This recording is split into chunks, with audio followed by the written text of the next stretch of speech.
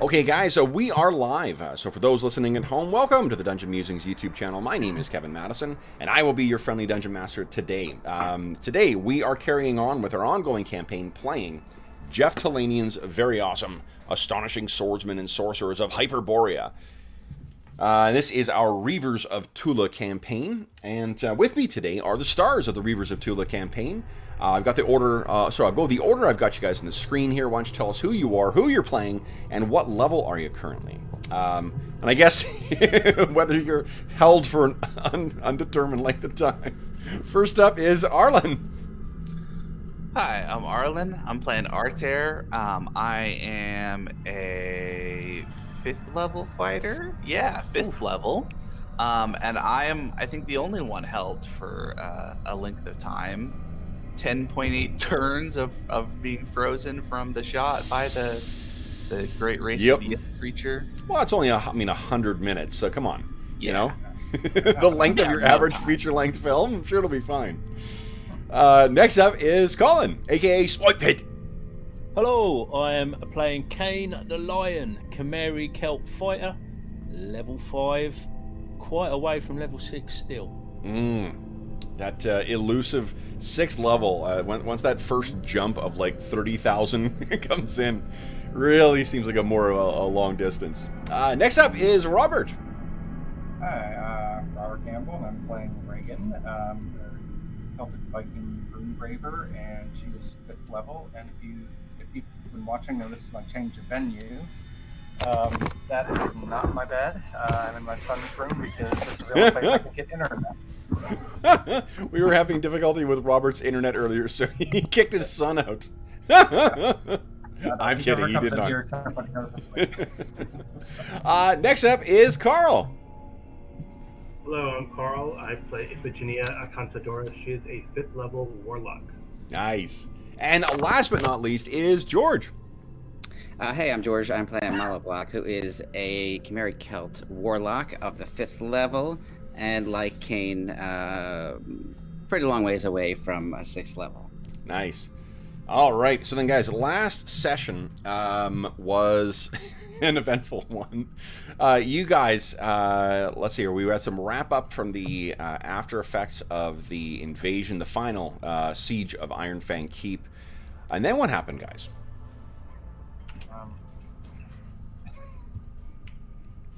Well, we ventured through the portal between worlds, or whatever it might be. Possibly. That was bad idea number one. And we encountered the same kind of space we'd seen before, but we ventured deeper and deeper into this complex of strange metal walls and ceilings and floors and ramparts and whatever. One of the things that we found throughout were these 30-foot tall glass cylinders that were frosted over. Reagan scraped away one of them to kind of get a look inside, and we saw these weird these weird tree trunk-like things, which we weren't quite sure what they were, but they kind of had these gnarled textured surfaces, kind of grayish.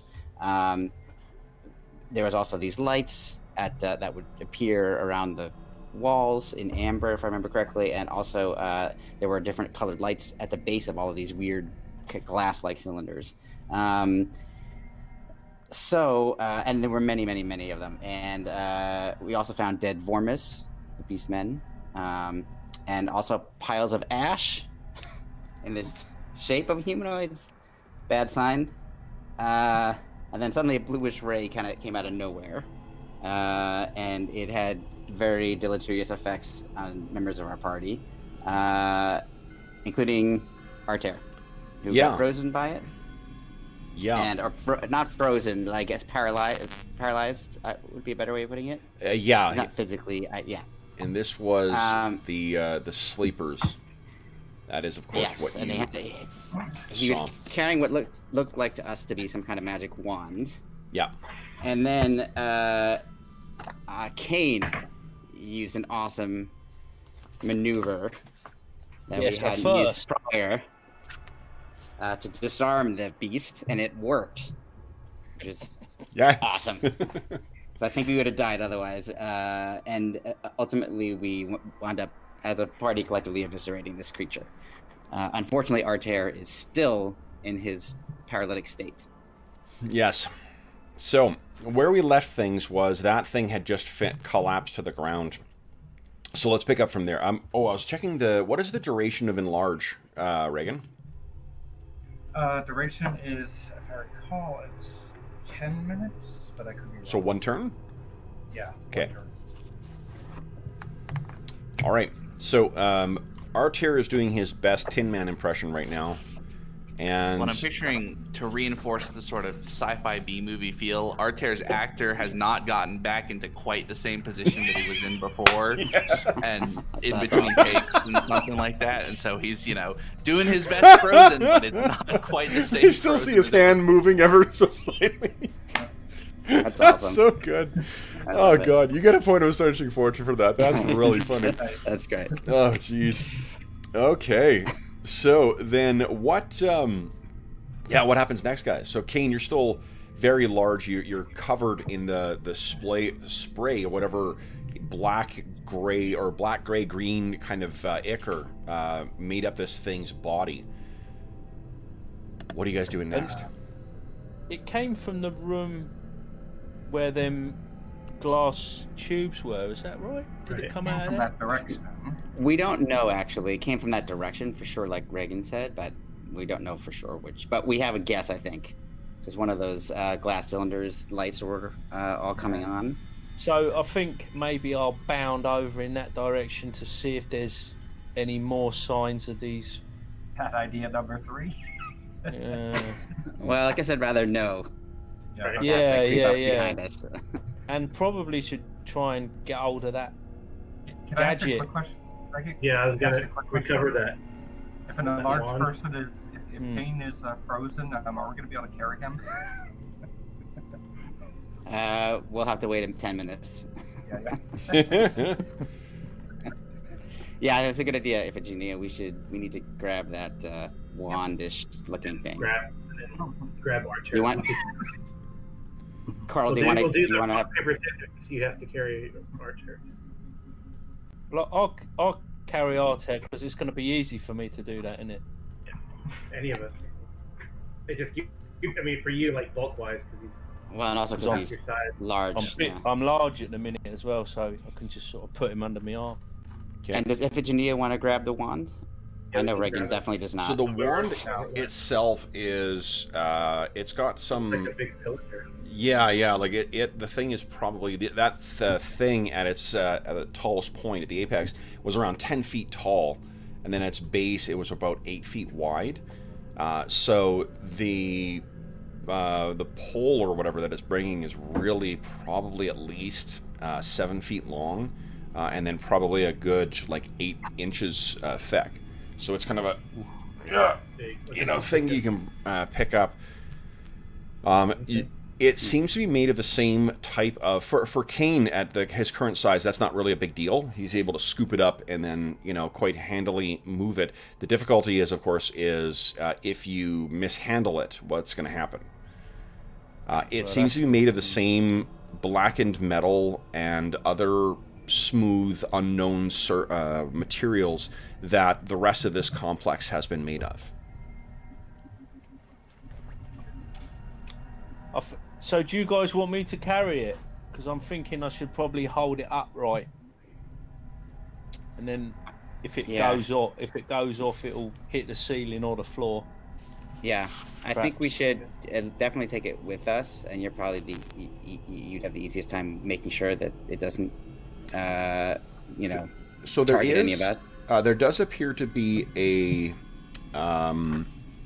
crystal of some kind set into one end, and that does seem to be the end that whatever that beam was that was coming out was on. So you have an idea where that is. How to activate this thing?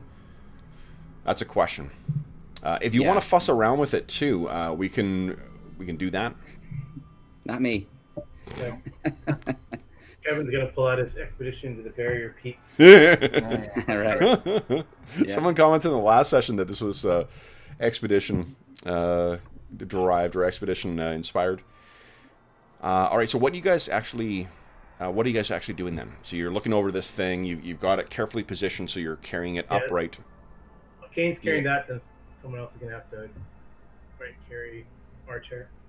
Well, should there be some recon first, like Ken was suggesting, and we'll all stay here with our terror for the moment? Okay. It looks like we have 2 light sources. Is that correct? One is in Malo's hand right now. Yeah. Yep. And the other is somebody else. Reagan, here, I think. looks like Reagan. Okay. Yeah. Okay. Great. Yeah. So does Kane? Do you want to have one of us come with you so you have some light? Yeah. That sounds like a good idea. Maybe there's a flashlight on this thing. Maybe you want to hit the buttons. Maybe I don't. Maybe there's like a reverse. What could go wrong? Do you even know what direction is yeah? What direction is forward? I think we should keep hitting the button as many times as we can. Yeah. Definitely. Seems Where's like a that good old idea. Gamma World? Where's that old Gamma World thing? Oh yeah, with Technology. yeah, all the chart, the flow chart. Yeah. Yeah. Okay. All right. So do Malo and Kane want to head to the west? I guess it is. Well, let's. All right. Yeah, let's do that. Okay. Take a peek inside that door. This one right here, I guess. The one that Malo's on. That's the one that we originally. Yeah. That's one we originally went into, I believe, and then there's also ones further to the west. Yeah. Are all of those still intact, Kevin? Still intact. The lights seem to have shifted at the base of all of the cylinders, though. Shifted to. To the blue. Okay. Mm-hmm. All right. Which is what they were before. They went red No. first, then blue. Okay. Right. And there's 3 lights, if I remember correctly, on each base. Yes. Yeah. So one more light. So it seems like. And then we get a jackpot. Yes. Exactly. And the jackpot is for Kevin, not for us. Taking another box in the old monster manual. Looked. And they seem to be timed. Like we weren't fiddling with anything when that other creature was released, specifically. Well, remember the other one was destroyed, right? Like it was broken. Yes. Yeah. So I think it wasn't. I think they were triggered, and now they're sort of counting down. This is Malo's guess, not understanding this sort of strange esoteric type of magic. Do you think? Do we think there's all different things in the tubes, or do you think they're all the same? The suggestion is that they're all the same because the ones that we've looked in so far looked like it had that tree trunk-like, stuff, which seems to be what this creature is made of. Did we? Because it's my memory failing me. We looked in more than one then. Yeah. Yes. Right. Okay. Yeah, we looked in 2 in the room that we're looking in now. Right. Yeah. My suggestion, Reagan, says is if these things, if we hear any more loud crashes of these opening, we might just want to feed it back to the portal and close it until we decide what to do. Yeah, I don't disagree. I saw Malo's going to move up to this smaller chamber, which is where there were more. I thought Reagan was staying back. No, Reagan is coming forward because she has a light source. Okay. Well, Malo has a light source as well. Oh, Yeah, okay. Mal took it from. Okay. God, why am I drawing a blank? I assumed you wouldn't want to go Amar. ahead, right? Just because Reagan has healing. Okay. And now this is the one that was. Remind me, guys. Was it destroyed or had the cylinder just been disappeared? It was gone, as was my understanding of it. Okay. Or looking at it. Yeah. So it from wasn't there, destroyed. you guys hear to the south, somewhere in that darkness, you hear kind of a like a ripping or tearing sound. Just double checking. Yes, it was missing. The cylinder was missing when that chamber Okay. when we looked. Okay. Well, if Virginia's gonna go and grab our chair and make sure he's like, at least drag with us. Sure. Let's see here. Kane, would you give me a D6 roll, please?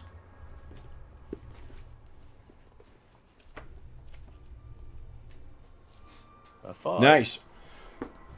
So fortunately, you are not surprised. But what you see is, having seen that first thing attack, you can see from where you are about here, there is a little blue light that comes, and that seems similar to the ray that... Oh, hold on. Was that the color of the ray? What is that? Whoa. Yeah. Similar to the ray that that hit Arter from before, and it's about the same height as what it was. So, let's do this. Let's roll some initiative, guys. So, let's see here. We'll have... Well, you know what, Arlen, you're not doing much right now, so let's have you rolling initiative while you're unfortunately waiting for yourself to get unfroze. Arlen tends to have some good luck on initiative, actually. So yeah, I'm happy about that. Last night was a roll, like they could not win initiative to save their lives up until the last 5 rounds, and then it was 1, 1, 1. It was great. Oh, nice. Yeah, that's awesome. So then let's see here. Everyone declare what you're doing. So if he doesn't know what's going on, Reagan doesn't know what's going on, Kane, you have an opportunity to say like a 1-word or 2-word thing to Malo, having seen that light, to give him warning for what to do with his round. Yeah. What do you say?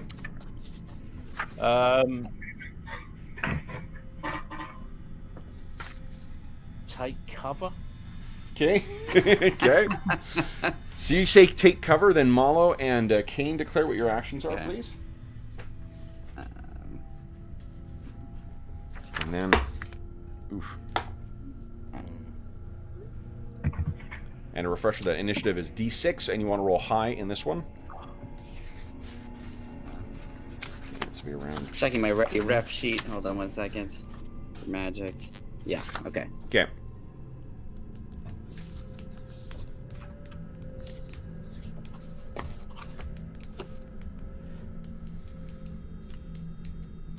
Alrighty. Then. Nice. Okay. Arlen, would you beat my 5, please? Yeesh. Okay. So, first up will be melee. So, Kane, what are you doing? I want to duck out of the way. Okay, well, you go ahead. You can move your full movement, or you move half your movement for this first phase. Yeah. Which I think is 4 squares. Can I get past Marla? Absolutely, yeah. Okay, shit. Okay, so you run in. Then it is missile, no missile. Then it is magic. So you see that beam shoots past. And there's Malo. You because you were warned, you've turned around as well too. Reagan, I'm assuming you're looking in that direction. You can see that again. A pale blue light goes by at a height of about 7.5 feet. And then it is Malo. Your move. Can I tell where the light emanated from? You can. It's from somewhere down in this hallway. Okay. And in this chamber that Kane is in, is there a spot north of him for me to stand in, or is that too? Yep. Yeah, okay, it'd be a little crowded because there's that cylinder in there, but you can kind of duck in to the side or behind. Okay. Okay. Yeah, that's what I'll do. Excellent. Then it is round or phase 2. Melee. No one's doing any melee. They can't move. But Malo, magic. What do you got for magic? Well. It's not going to really do anything, I don't think, because I can't see the creature. I'm just double checking. Range is 30 feet. Yeah. So what fires out of my hand is a pale yellow light in that direction, just due south of me, like out the chamber, and just hits the wall or something, or expires after 30 feet. It was a ray of enfeeblement, though. Okay, you can cancel casting. Like I can. Okay. Yeah. Like you just lose your turn then. Like you're just not doing anything that round. The only way you lose spells is if you what do you call it? If you're interrupted. If you're casting it and you're hit, then you lose a spell. You're not you know, you're not committed to like to casting if you started your round and you choose to change your mind. That's fine. Okay, great. Okay, perfect. So I will do that. Yeah, wait till you see what you're facing, then you'll see what I'm being benevolent or not. Yeah, it doesn't matter. Yeah.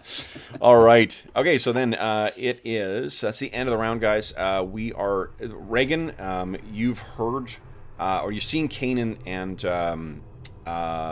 Malo duck for cover. You've seen that beam come, and you can see now that you look down, you can see that light moving towards you at a rough height as well too. Iffy, you can hear Kane and Malo shouting from the far end. So I'm assuming you've turned around and seen what's kind of going on. Let's move on to round 2, guys. So, I'm rolling the wrong dice. Put that away.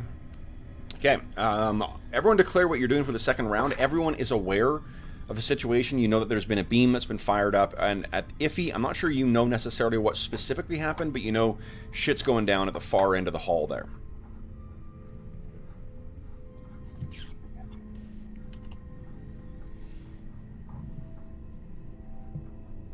Let's see here. Nice. Okay. And Kev, just as a reminder, I always mess this up. If I do magic in the first round, I can't move at all in the second. That's correct. That's right. Yeah. Or phase. Yeah. Okay. Oh, sorry, magic hold. Okay. And then we should have brought a hireling. Yeah. Yeah, or Derek Yeah, we can- had a Oh man. Oh, Serene almost died last night. Oh, really? Yeah. Well, she was started out low on hit points. She's only down to, Serene. like, I keep saying 57. Serene. Yeah, The I Flying knew- I City knew what you didn't meant. die. It's okay. Don't worry. Flying City full of Bet. gnomes. Boy, it's gonna be a shocker when I introduce that into this game, hey? Yeah, well, actually, I could buy that. The gnome. If it wasn't for the sheer number of like friendly supernatural creatures in it, the rules certainly would work here. Right. So then, guys, first up is going to be melee. Oh, hold on, we got to roll. What am I doing? Madison, jeez, the wheels come off. You need more coffee. Arlen, would you kind of beat my 3, please? Oof. Okay. So first up is melee. So anyone who has a melee action is nobody. Oh, all right, Kane's got charge. What are you doing, Kane? I'm gonna rush it. Okay. So So I don't really know where it is, and it's dark. okay. So I think you presented 2 challenges to your proposed course of action. So charge is I'm heading for that blue light. I mean, I know about. yes. the Oh light, yeah, so- you absolutely know where that is. Okay, so what I need you to do is so we can move you then. Charge, you move double your move. So I think you can get there. Trouble is, I need you to give me a dex test, please. Not a feat, just a test. Because I'm not sure if you remember, there is a different level thing there. And they did not think to put up handrails. Oh, it's imperial standard of safety. Then. Yeah, exactly. That's right. Oh, no. Uh-oh. You want Astonishing Fortune that, or are you going to stick with Fallen Prone? I better Astonishing Fortune. So you succeed automatically. Yeah. Okay. So you go racing and go ahead and make an attack roll. I will be giving this thing a little bit of an armor class bonus. And big money. Whoa! Oh my god. That ain't going to help against that. Holy smokes. 18. Amazing. All right. Boom! Big hit on this thing. And you hear... It's the same sounds that you heard from that previous battle. All right. Then it is... let's see here. Magic. No, missile, which is nobody. Like, I need to have it. Is grabbing archer or melee? Grabbing Artail will be on your move. Okay. Yeah, I'll have move That's either... like move, basically. Okay, Yeah. got it. The way I've been ruling it the last little bit is if it's a defensive move, it'll happen during melee. If it's a if you're withdrawing or something like that, that's when that'll happen. If it's a interact with object or whatever else, or opening a door, throwing a switch. That's all going to happen during move. So, not that I'm suggesting that you're a plank there, Arter. Then, Kev. Yeah. Sorry, Kev. I forgot to add on the damage for being big. Right. Is it plus 50%?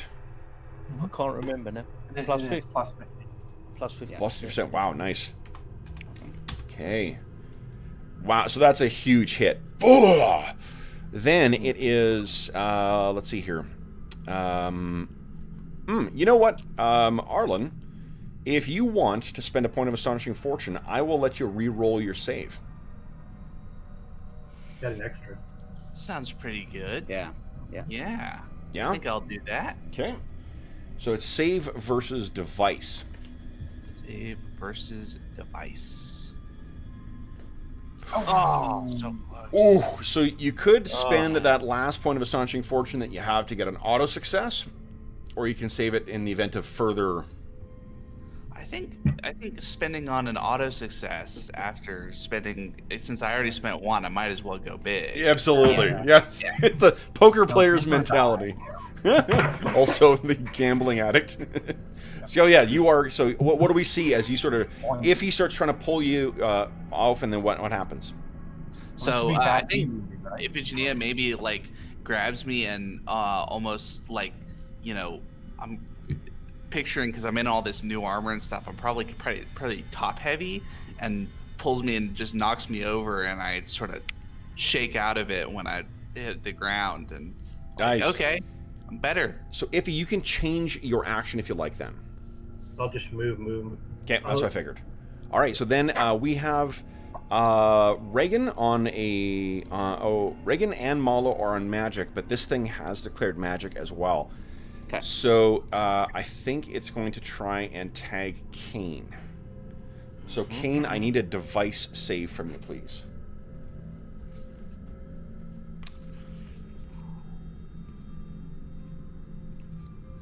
Come on. Over there. This is modified by your defensive adjustment if you've got one. Oosha. You have any Astonishing Fortune? No, I spent it. Hey. All right. So you. Reagan is watching, and she'll spend hers. At the last moment, she says, "Kane, coming for you. Duck." Okay. Okay. A duck. They're both in darkness, though. Oh, they are? Okay. I'm fine with Right. you finding a narrative reason for why you're able to spend the Astonishing Fortune, but it's got to work with, you know. Yeah. What do you I think? just grab? What if like the tip of the How about- thing how starts about glowing How about right if she before it sees fires, and that lights everything up for a second? Yeah, I buy that. Sure. So how's that sound, Robert? I'm sorry, I was... Arthur cut out for a second. What did you say? Oh, I was suggesting if like the tip of its wand started glowing for a second, and that Yep. lit everything up, so you could see that Yep, it was yeah. gonna get zapped. Yeah, I was like... the wand, it's online. Not online. The wand, it's... I want to use... Whatever. Glowing. The one will do. Colin, I'll tell you. Speaking of John, John's in chat right now, and he said that you should always hit those buttons. Nice. Okay, so yes, so I buy that. So Kane, you can see this thing come up, and you've been close to being hit by one of these things before. So you go out of the way, and again, the thing, like maybe the worst thing about this is there's no noise when it goes off. It just kind of flashes out. The hallway is very briefly illuminated by the light of that beam, and then what you see, of course, is another of the sleepers. Okay, then it is Reagan and Malo. What are you guys doing on magic? So Go ahead, Robert. Reagan, so the first thing that happens is her light goes out because she has to concentrate. It's a cantrip. Love it. And then she pulls her bow and recites. I was trying to find it here. She says, bent bow, and brittle lightning, and giant of the arrow. And this is basically what it is. It's a twofold missile. Which is a great plan, but with your light out, unless you're planning on shooting Malo, what can you see? I'm hoping Malo moves up. Okay. With the Now, Eventually. does it cast, does it have to go off right away, or can you charge it? How do you mean? Does it go off right away? No, I could put it on next turn. Okay.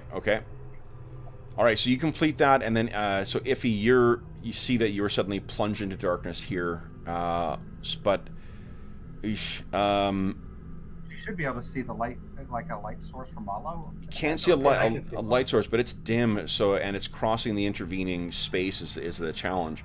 Malo, what was your spell? All this is happening at the same time, and he was like looking at Kane as he was casting, doing these arcane gestures, and then suddenly Kane took off.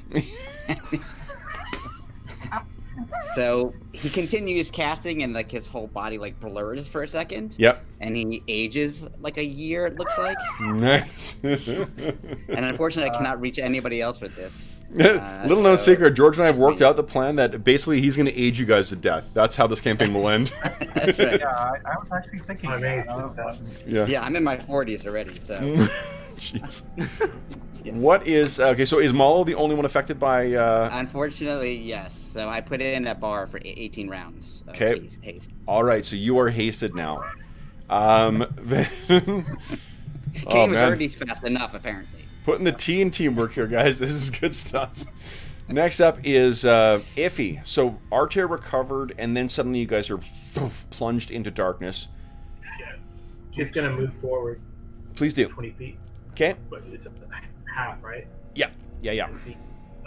Okay. So carefully move forward 10 feet. She has a spear in front of her. Absolutely. So you can kind of tap, and you can feel that there's that wall on the left there. All right. So that is the end of phase 1. Phase 2. No one's on melee. We have no missile. We have no more magic. We have only moves. So anyone who wants to move, go ahead. Hold on. No, I'm not moving. Okay. All right, then we are finito, guys. I guess we are on to round 3. Now, one thing I want to point out, Kane, there's another blue light from over here.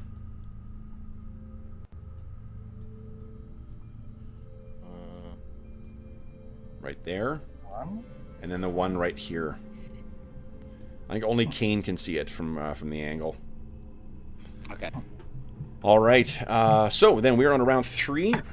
Let us roll some initiative. Arlen, this will be your last go, and then we're gonna. Well, unless you succeed, then we will go in. Declare your actions, everybody. Thanks, Carl. I was so eager to roll initiative.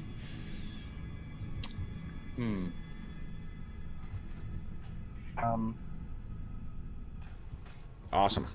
Okay. I just realized another thing. I was thinking this thing lasted 10. It only lasts what? Sorry, Robert. I missed it. We just cut you out. I'm sorry. I just say that I just realized that this thing. I was thinking it would be a minute instead. It's sorry. I was thinking it would be a turn, not 3 rounds. So I was like, okay. So now I'm going to put the light back on. Maybe I'll get my shot off next thing. And I lost. So which 3 hit points. I didn't quite catch it. What spell is it you're using? Twofold missile. Twofold missile. Okay. Yeah, but it's only 3 rounds, so now I need light again. So this round's wasted. Right. Okay.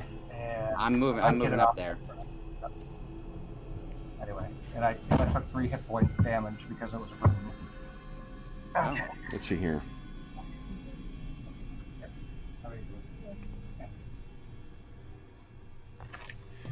Okay, so if you read the spell, you touch a missile launcher. On the next round, it will shoot. Okay. Yeah. Only one attack is made, and then it's split, and it can take advantage of it for 3 rounds. Yep. So you don't use. Okay. So yeah. Yeah. So, all right. So I might get 2 rounds off. Okay. So then the first step then is going to be. First off, we got to roll initiative. Okay. Here we go. All right, and Arlen beat my 5. Oh, man. Sorry, guys. Jeez. Tied. Nice. All right. So first up is melee, and Kane, you're gonna have a higher dex than what this thing does. Yep, definitely. So go ahead and make your attacks. Okay.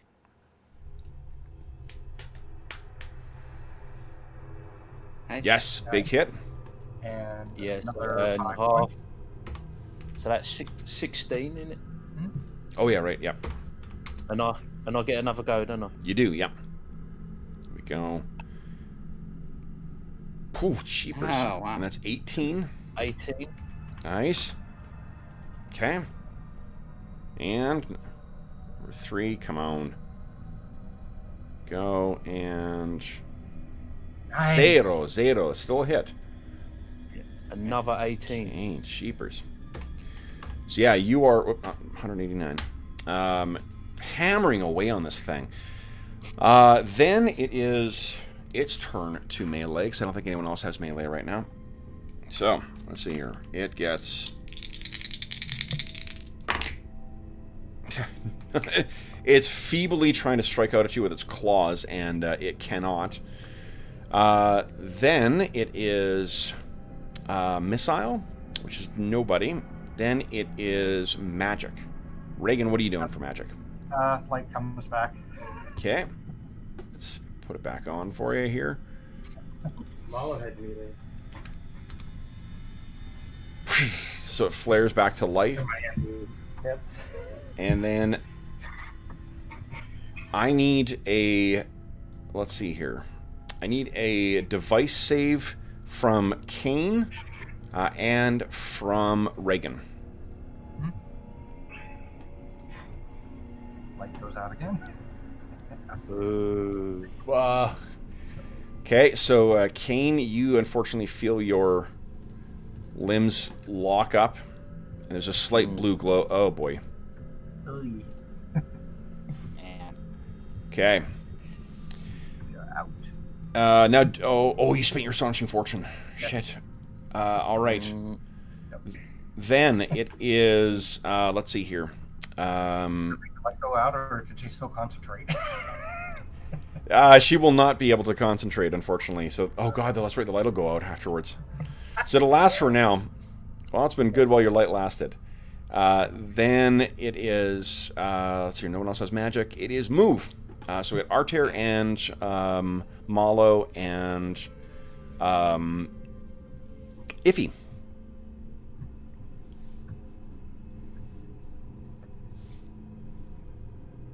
Okay. Then, guys, it is. That's the end of that phase. Second phase, melee is Malo. Okay, so I'm just trying to see if I can get. I can't see anything yet, so I'm just Sure. moving my move to try to attack something. And Got it. I barely see where it is over here. Yep. Remember, you can move through So. Kane's squares as well. Okay. Even so, that's the limit. I'm at my 30-foot limit Oh, for the okay. turn, so Okay. I would be standing on Kane. Sure. So All right. next turn I will get up there. And then we've got Arter and Iffy, and that's it. Can I like crouch down behind this? No, it's so tall. It doesn't Hey, matter. your movement isn't buffed by haste, is it? Oh, sorry. It is. Yeah. It is. So that would have been move 1. That would have been my move on the first Yeah. So turn. that would have been your first turn. Yeah. So you can. Okay, so I'm gonna then. And this thing is Yeah. battered and bloodied, and Kane has clearly, even in spite of the darkness, he's been kicking the shit out of this thing. So I run, through, like, the Jedi, and Yep. leap up onto this thing, screaming a battle cry, and like Yep. start hacking down with my scimitar. When I see that Kane is paralyzed, I'm Yep. really, concerned. So I just start chopping away. So here are my Let's see here. scimitar attacks. No. Oof. Nope. Oh my god. Holy well, shit. there's maybe one. That one, yes. Now that he's actually illuminated, that is good enough. And you know what? That is precisely what you needed. So you pogo off of his leg, and then one of those. You choose one of those strange, undulating tentacles from the top of the trunk, and sever it. And I need to make a morale save for this thing. Okay. Then it is Iffy and Arter. You guys have your second round moves? or second phase And moves. Kevin, it's like AD&D where you can pre-draw a ready Yes. weapon or item. Yeah. Right. So Archer's got his sword in one hand and an unlit torch in the other. Love it. Excellent. So you can see the. I should have actually left that body there, maybe, just so you guys can see it. Oh no, he's back.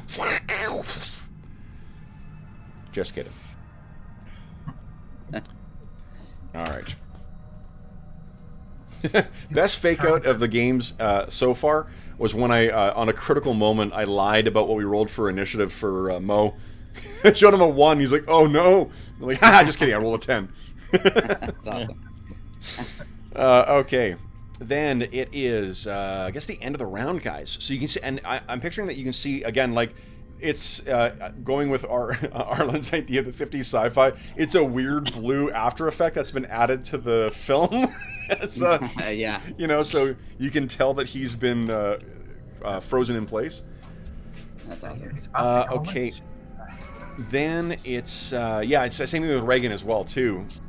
So then it is the end of the round. Okay, let's roll some initiative. You tied last time. Tied. So everyone decide what you're doing for this round.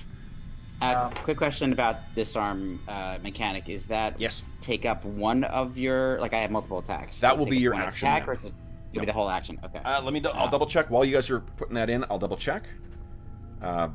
If it says use an attack, but a lot of those require you to give up your multiple attacks, That would make sense. or at least charge does. So let me see here. I think Yeah. it's one of you. I think it's one of your Yeah. attacks. You're right. Yeah, sacrifice 1 attack. Combatant sacrifices 1 attack and attempts to neutralize his opponent. Disarm is an attack against the AC, modified according to the weapon. -4 for most weapons. Hey, Kev, I hate to say it, but the light goes out again. You like to which? Reagan's light goes out again. Oh, yeah. No, I'm going to do that at the start when you fail to concentrate on the magic phase. Okay. Yep, Yeah. got it. Then you must make a test of strength or drop the weapon. If you roll a 19 or 20 on the defied attempt, it must be a feat of strength instead. And the weapon will fall 2d6 feet away in a random direction. I love it. Okay. Cool. All right. Can you move extra on a charge? I'm trying to look it up. Yeah, you double move. You move double, like a run. Okay, well, I can't make it anyway. No, Does Ash set it? It's your. It's not your encumbrance. It's your armor type that sets your speed, right? It's your armor type that sets your speed. Yeah. Yeah. If you're in heavy Slow. armor, you only get 20 movement around normally. Right. Well, then we'll just move. That there's dwarf movement. Okay. Like, because you're in heavy armor too now, right? Yeah. So I'm running as fast as I can, but I'm not going to make it this turn. Okay. Then here we go. Arlen, whoa, putting some pepper on that. Would you kindly beat my 6? I'll stop putting pepper on that. Sorry. Yeah. All right. All right. So first up is a melee. So nothing. I have nothing on melee. Malo, looks like you've got melee. Yeah. So I can just barely see the creature in the dim edges of my light. So I And run it's up to looming over you too, right? Like what you can see is Yeah. like this disgusting kind of like moving, undulating surface that looks like a combination of oiled leather and or like sickly oiled leather and tree trunk bark. And I'm so hyped up on the cocaine that I took before this round that I just, taste. So I just charge right up at the thing because I know that we're all dead if I can't do something to this thing because it's going to take a while for my companions to catch up to me and Kane's already paralyzed.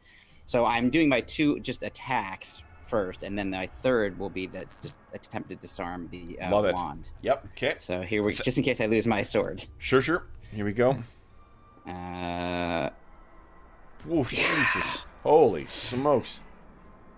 Okay. And then for the disarm, should I just hit roll and we'll just subtract a 4? Yep, that sounds fun. Also add 4 to whatever armor class you got. So it's armor class 1, which is a hit. So he needs to make, or it needs to make a I'll randomly generate his strength, or its strength, I should say.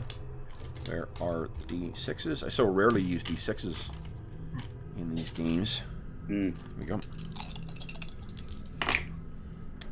Okay, so, and then a D6. Here, I'll roll it in chat, guys. Cool. I need a 1 to 3 to not drop it. Oop, not 1d76. That's a little weighting the odds in my favor. Yeah. Yeah, I need a 1 to 3 to succeed on this. Okay. No! Fish! Yes. Give me a 2d6 roll and a d8 roll, please. Oops. 6. Here's the direction. 5. Okay. Nice. Okay, so direction is weird. 5. 1, 2, 3, 4, 5. So it's directly south for 7 feet. So it slams against the wall. You hit it so hard and so fast, it flies 20 feet away and scatters against that wall. Wait, that's not squares, it's feet. It goes 5 feet away. Yeah, but I just wanted it not in its hand, so that's I'm Absolutely. And I'm like I'm foaming at the mouth in this creature's like grill, basically. Well, going with your further reference, I think you also, when you cast that spell, you also get a law degree from the 80s and a girlfriend named Candy. So, Oh, excellent. That was the real reason I cast it. absolutely. Okay, so then, let's see here. That was melee. Then we have missile, which is nobody. Then we have magic, at which time we see pew, light goes out. And then this thing disappears. And it seems as if this thing invisible? folds in itself. Like, imagine if you were looking at this thing and you didn't know that you were looking at it through a pane of glass, and then suddenly cracks formed in the glass, distorting the view of it, and then that somehow folded in on itself. That's what's happened. That's cool. Now, we have the move, Iffy and Arter. I was about to say Iffy and Carl. I'm apparently injecting you into the game, too. Okay. I made my phase 1 move. All right. So phase 1 move is done.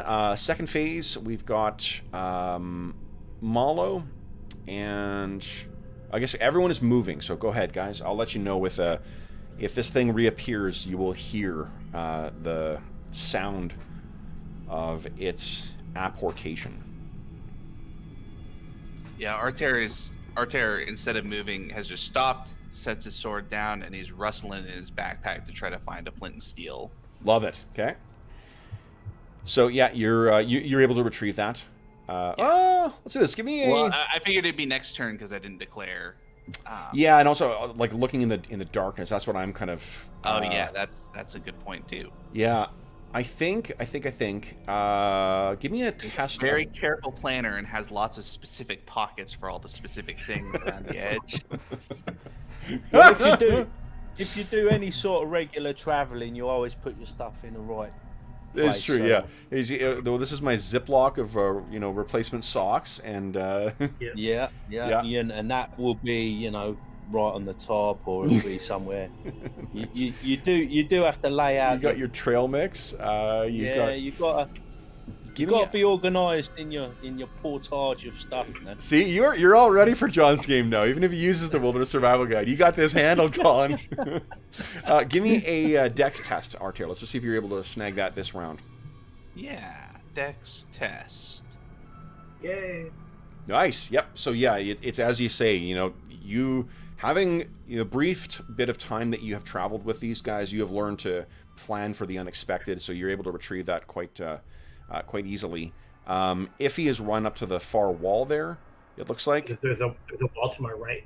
Yes, my left, and I guess. you can see in there, just because of how dark it is at this point, you can see there's those lights, those faint lights at the bottom. It unfortunately doesn't cast enough illumination to actually see more than just the lights themselves. And it's really only because of how dark it is that you can actually clearly see the lights within here. But you are against a wall right now. And then it is, let's see here. So I can see like the edge. I can see like I can't see him, but I can see like the edge. I think, right? That's right. Is there a Yep. corner? Is there Yep. a corner here? Is that correct? Yes, there is. Yeah. Right, so I'm gonna try to. But I feel the wall, so I'll probably move along the wall. Sure. So Malo, you go in there, and again, there's more of these cylinders in here. But nothing that I can see that's moving. Yeah. Okay. Like the creature. Yeah. Okay. So that'll be the end of the round. I'm gonna stand there. Let's drop out of initiative order, guys. We can just go through this in a narrative manner until you hear that sound again. So what happens next? I'm gonna try to catch up to Malo. Sure. I'm gonna light up my torch. Okay. The torch does 20 feet with 10 feet dim, right? And Ash, I think so. I will double check. I got my DM screen here a sec as well, too. There we go. Your torch is lit. I'm gonna just go over to Kane and just take a look at him in the arcane sense. I don't think I can do anything about this, but I just want to see if I can get any sense of like It's some magical effect or that kind of thing. But this is not using any spells or anything. This is just him looking, which is probably not going to be very successful. Kane, would you give me a D6 roll, please?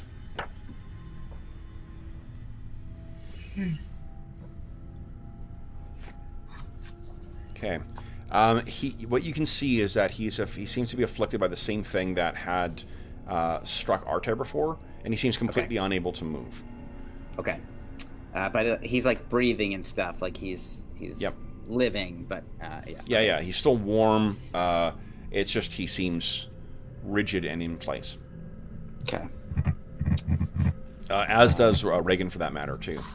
So I'll fill in Iphigenia on everything that transpired, before she arrived, and show her the corpse of the creature, the sleeper creature here below us, and point out the other wand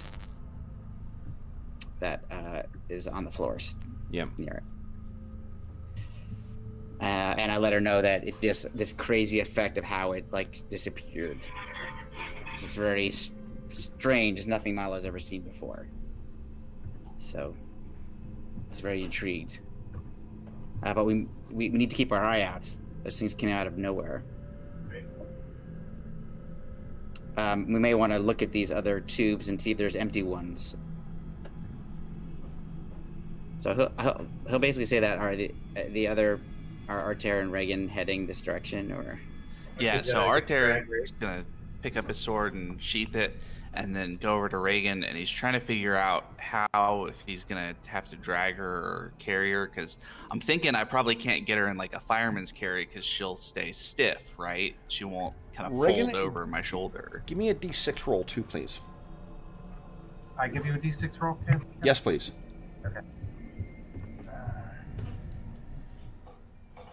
Okay, so for both of them, there's enough give that you're able to sort of drag them. It's not like there's store mannequins. Yeah. They just don't seem to have control over their own bodies right now. Well, we could make Mannequin 3, The Return of the Mannequins. That's a reference to That's the that. 80s. Yeah. Million GP idea right there. Your next screen project there. Oh, I started coming up with it right now. Nice. Oh, jeez. Not far off from some of the stuff that has been greenlit the last little while, though. So it is unfortunately true. Yeah. Yeah, Okay. So then, guys, let's say that we're going to say enough time passes. The enlarge, you said, was 1 turn? Yep. Okay, so 10 minutes of time will pass. Whoa. So his body is back down to a manageable size. What have you guys been doing in the interim? I come off my high. Yeah. So the room was in here, right? Yes. Yep. Yeah. What cantrips do you have again? You don't have light, right? That's for the non-combatants to cast. I'm guessing that the way she phrases it is the weaklings. No, she's nice. She's nicer now. Not Oh. that. I do have a torch I could light up, but. So, you continue waiting to see if this this effect, this whatever that unnatural enchantment is, dissipates, and it seems to be persisting longer than what Arter's did. All right. So in the meantime, while that's happening, Malo's just wants to go back to this chamber just to see if there's any empty ones now, empty or missing or broken. There are not. No. Okay. They all seem to be in the same state as before. Although, what colors were the lights before? Were they always? I was thinking you could maybe make me useful by like opening up my hands and bending my fingers around a torch, and I could be a candelabra.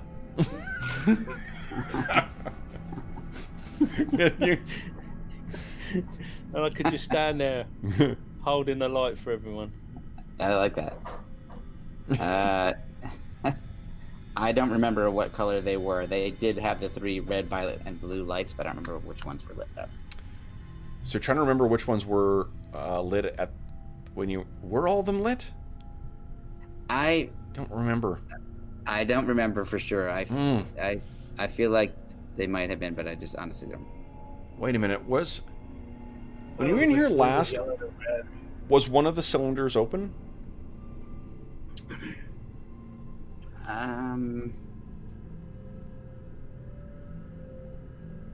I just remember I'm we missing found any cylinder. open cylinders. I think Yeah, we found they weren't open, missing and then the one that cylinders, Reagan but touched not. turned, like eventually Yeah. the light turned red. So you're sure there were no missing cylinders in here either? Not that I recall. There was only one chamber with a missing cylinder, and another chamber that had 10 cylinders. And Okay. the first chamber we went into, they had a few, 4 or Okay. 5. So that is his recollection. A lot has happened, even though Okay. it's only been like a few minutes. Yep. And none of these, they all remain here. Okay. So, and how many are there in this chamber? In there were 10, I believe. Okay, yeah, and that's what I have. Okay. Yeah. So I think there are still 10 here. Yeah. And there's creatures in them. So the 2 creatures appeared from somewhere, but not from there. So possibly from one of the other chambers. We may have to, maybe we should explore those. And I'll remind you as well too, in spite of the frosted kind of effect on the outside of these cylinders, it is hot as hell in here. It's Right. humid. It's you guys are all sticky from having to fight in this environment. So you're quickly either pulling robes back or pulling things open to be able to expose more skin to try and cool off, or you're just sweltering in your heavier armor. Maybe we should hug the cylinders. Yeah, Get some- definitely a good idea. Not doing that. Yeah. So what are you guys doing? It's been 10 minutes now. Kane is back down to a normal size. The rest of them are not. I Would mean, I think We just gotta concern- drag him out to the exit, honestly. I think we Malo? have to. Iffy and Arter, would you each give me a D6 roll, please?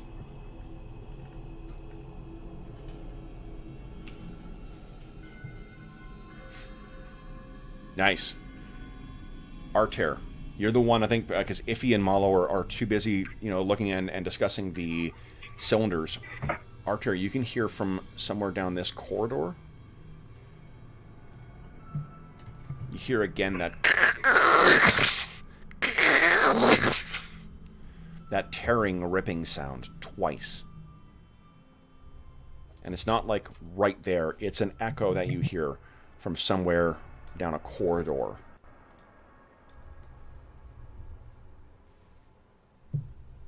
Sure, it's not a problem. What are you guys doing? So I'll do my best to kind of, whisper that hopefully carries to Iphigenia and Malo and not any further. More of them. Okay. I'll try to listen. Are you pointing? Do I have a sense of direction of where? Yeah, I they're coming can try to gesture with the torch towards the corridor. from? Okay, cool. can move against the wall and get a spear ready to stab out. Okay. I guess they come this way. Should we run? You can Where are we see gonna run? the Back the torches. other way? I mean, the exit is this way somewhere. It is. It is. All right. So I'm gonna just. The only thing I move can over think here. of is if we can figure out how to use those. Well, I was gonna stand behind you because I can spear from the second rank or something. Okay. That's fine. Either way. No, that's fine. I'm gonna cover. A third. Now I wonder if we can Oh shit! if use those cylinders again. We have one cylinder. If we can figure out how to use it, we can use it against them. The wand thing. That's in Kane's like. Yeah, we've got two of them actually. You know, I don't know where the other one went. It's right here on the floor. Guys, Dangerous. what are you doing? So we've heard 3 crashes at this point. So, I'm gonna suggest that what we do is we bend our allies into position for like a fireman's carry, and we rush down because there's another direction this way that I think connects up to the main area. That's And what I we think. hope that they're coming up this corridor and we just miss them. Yeah, that is my guess as well from the basics of what we've explored so far. Let's do that. So we'll start moving. I don't know, Kev, if you want us to move in rounds or. Sure. Why don't we... Okay, if he's running over, Malo's running over. Yeah. Okay, so then does Reagan and Kane move along with... Malo, you're moving with Kane, and Iffy, you're moving with Reagan? Or is Arter carrying her? Or I guess Arter has the I can carry torch. Kane.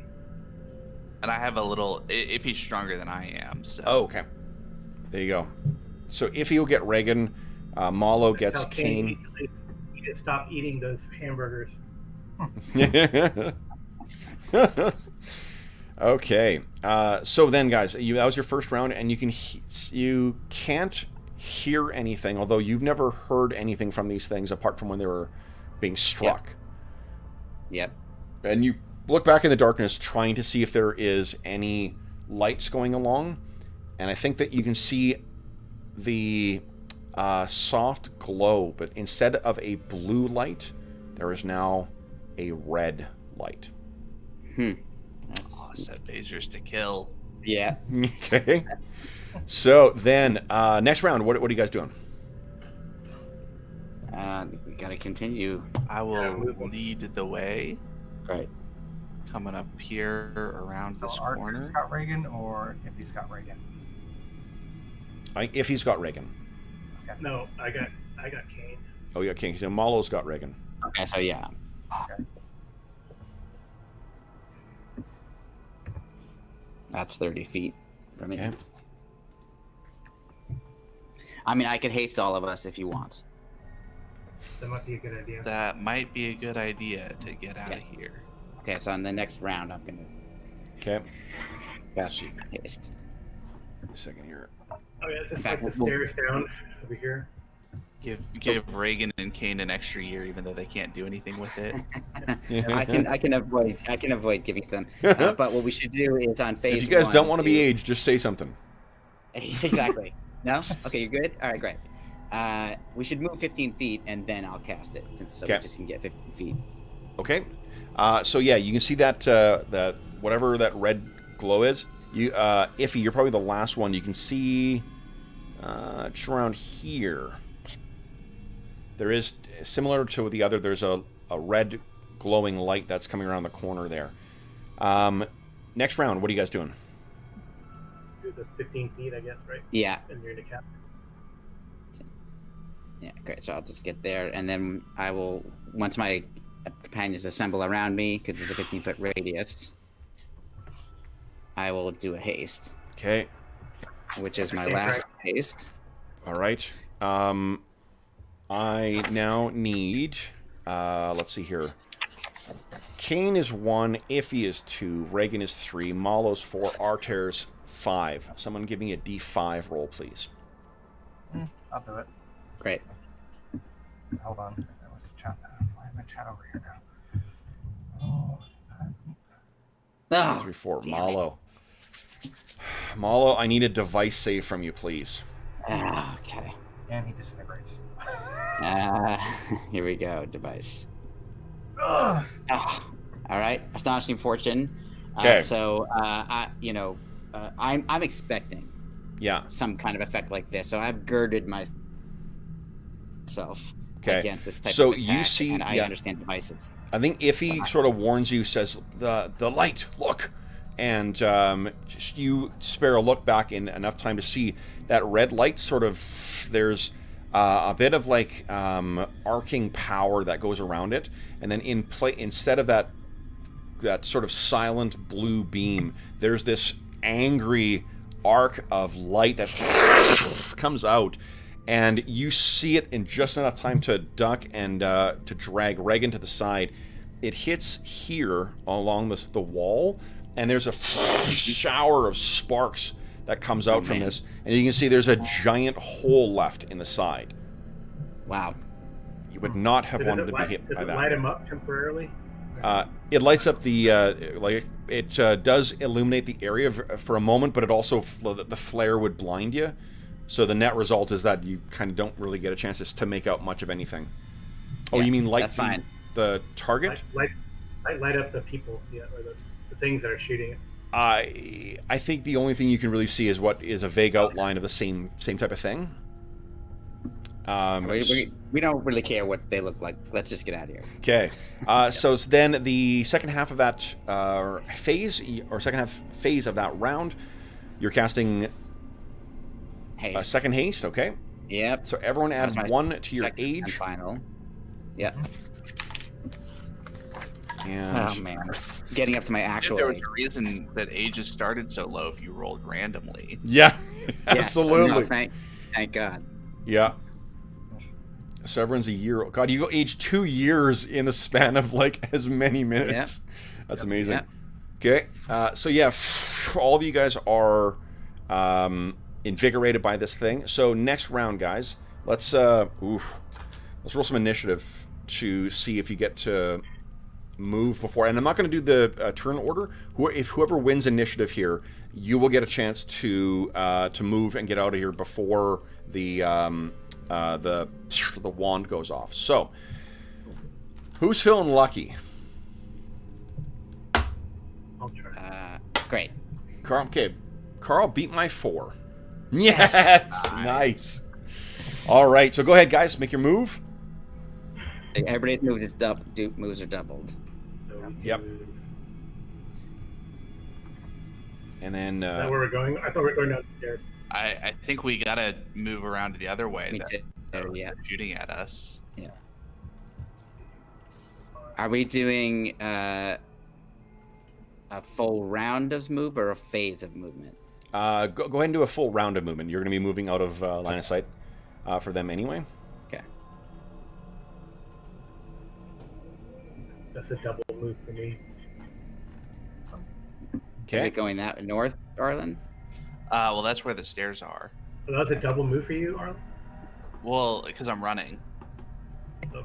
so my AC is a little worse, but I don't think that matters in this situation. Yeah, exactly. They're Because we're, targeting. we're like the same You move. can leap down here. Like if what you're trying to get to is the Okay. Well, yeah then, yeah like we'll just it's get only a down. matter of like 2 feet. So all you guys are badass pulp action heroes. So you can for sure get down there. Whereas if we all tried to do this, we'd have sprained knees. Oh, for sure. No joke. Like not last time, but the time before when I moved, I didn't even hurt myself, and I managed to like walk with a limp for a week. Yeah. So like, Mhm. Yeah. Arlen, this is what you have to look forward to. So, That's right. Enjoy it while it lasts. it's life just saying, okay, roll in the mortal wounds check. Wait, what? What did I do? Okay. Back in 1 second. Sure. I bent over. Yeah. So that is that the extent of our move? That's extending your move for that first for that round. So guys, I do not have a line of sight to you. Go ahead and make another move. All right, so 1, 2 down. Then I'm gonna go down and see, or So this is a sign of horror of these things torn apart by as if some massive claws wrench this thing apart. And claws, I mean like pincers. Okay, so you're coming down now. Here's what. I'm just sort of peeking around the corner as best I can. Sure. Obviously, I can't see anything, but I'm hoping that there might be enough time if one of them shoots at me that I could, hop back behind cover. So what you hear is a low sort of rumbling and kind of in the walls, and then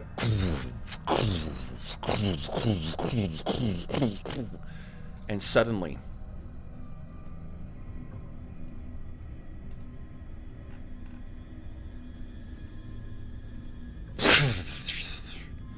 lights come on.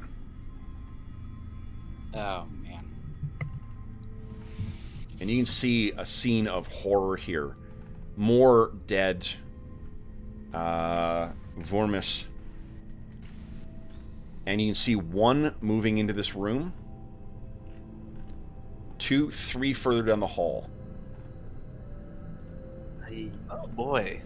So, Well, guys, we still got these 16 rounds things of haste, do not so- seem to be aware of you yet. They're doing something to the walls, and they seem completely indifferent to the scenes of gore and horror around you. In particular, one of the denizens of Lang lies smashed up against the base of one of these platforms. Archer, what do you do? I'm gonna charge towards this thing, but I think I'm not gonna actually try to strike it unless it kind of like reacts to me. Okay. So I can do 1, 2, 3, 4, 5, 6, 7, 8 on my first phase. Okay. So you can see there are more of them, and they are all carrying those same wands or whatever. Okay, and Iffy, you're moving down. You guys can go ahead and drag. Oh, and yeah. There we go. Malo, and then Kane and Reagan get dragged along with your people. So with all the noise of running over there... I'm gonna put Kane in front of me, like, as a shield. Okay.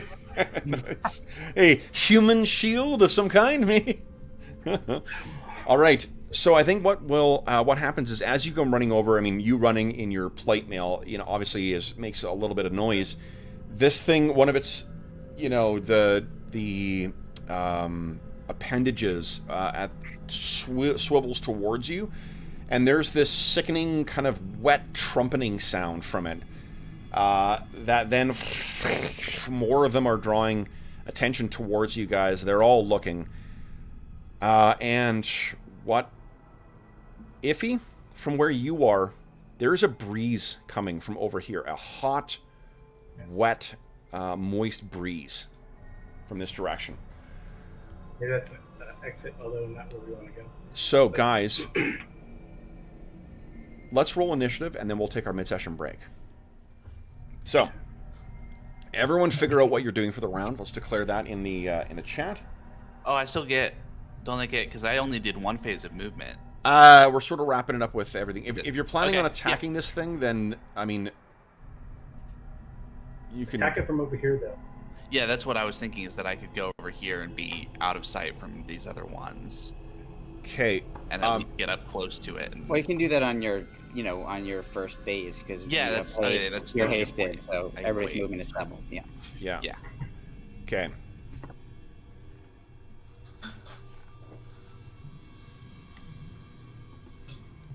Okay.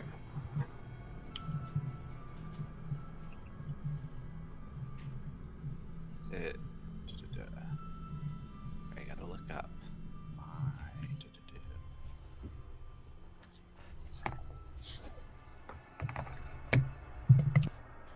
Okay. Okay. John says, aging to death, isn't that how things naturally go? That's true. They're just rushing to the finish line is all. Alrighty.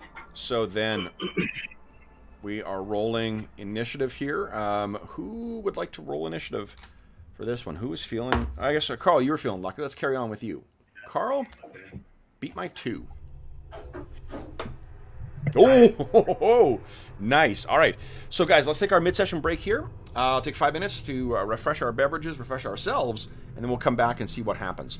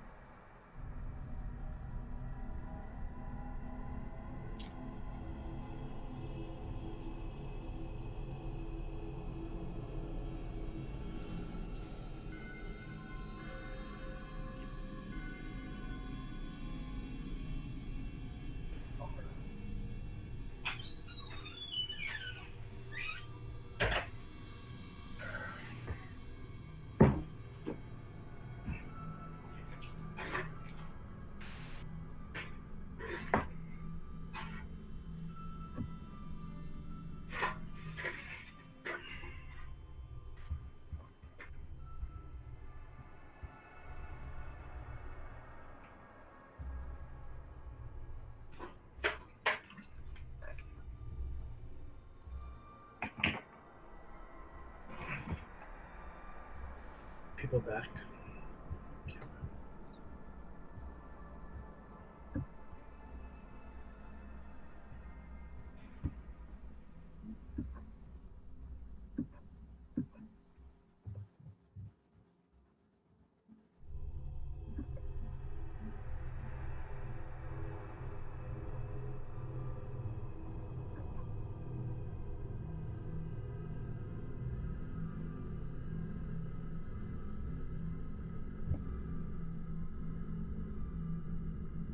one of the great things about having an Iranian mother-in-law is that you get to have a bunch of great things when she comes back from Iran. All right. My co-DM has woken up now, too. Hi. Hi. Okay. So then, we have simultaneous acciones here. So first up would be melee. So we got Artair. Go right ahead. Oh, you're muted, Arlen. Whoops. All right, I moved up, and then I've got 3 attacks to make on the big one. Okay. One. It's a miss. A two, miss. Hit. 3. Okay.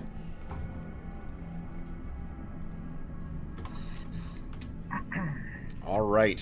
So again, this thing is quite big. This is effectively attacking a, imagine a scar the size of a small tree. That's what you're fighting here. Yep. Then it is okay. This thing tries to claw you. Archer, you got an AC of 0 right now. Right now, yes. Okay. Neither of those is a hit. Then it is melee, or sorry, missile, and for phase 1, and then magic for phase 1. Iffy, you are up first. You got a higher dex. What are you doing? Oh, you're muted too, Carl. I cast a lightning bolt down the hall. Wow. Good call. Nice. Okay, so I need, let's see here. 1, 2 saves, and there's no... damage. Yeah.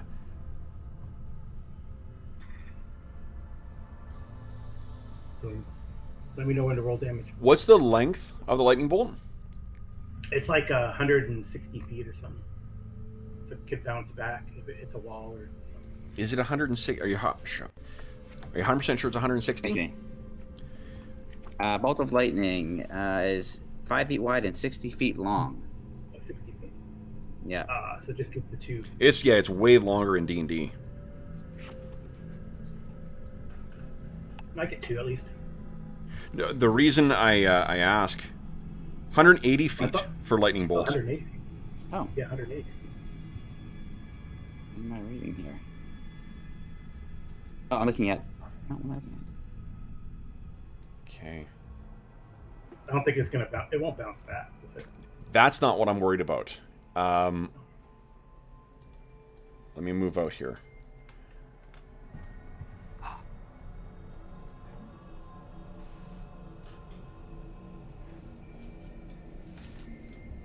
I need to make this a little bigger. Go.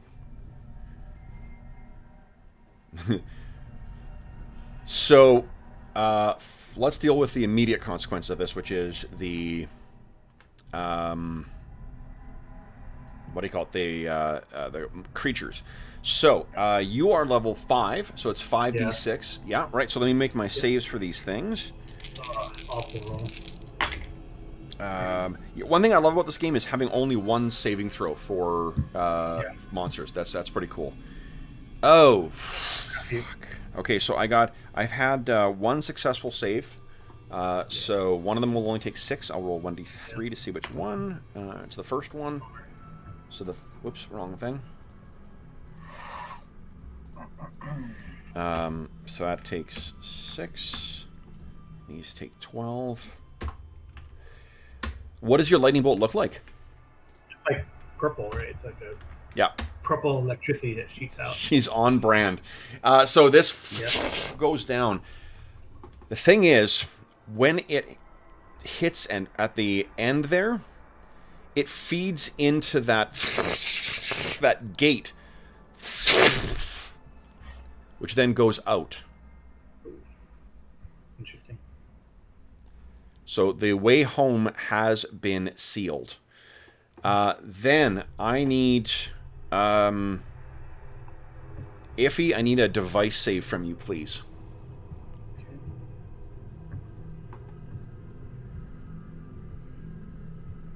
Come on. If you have a dex adjustment, defensive adjustment, make sure to add that to this roll as well. I don't know what your dex is like, but Oh, I have +2 against dodgeable. Is that nice. Yeah, that'll apply to this one. Nat 20, amazing.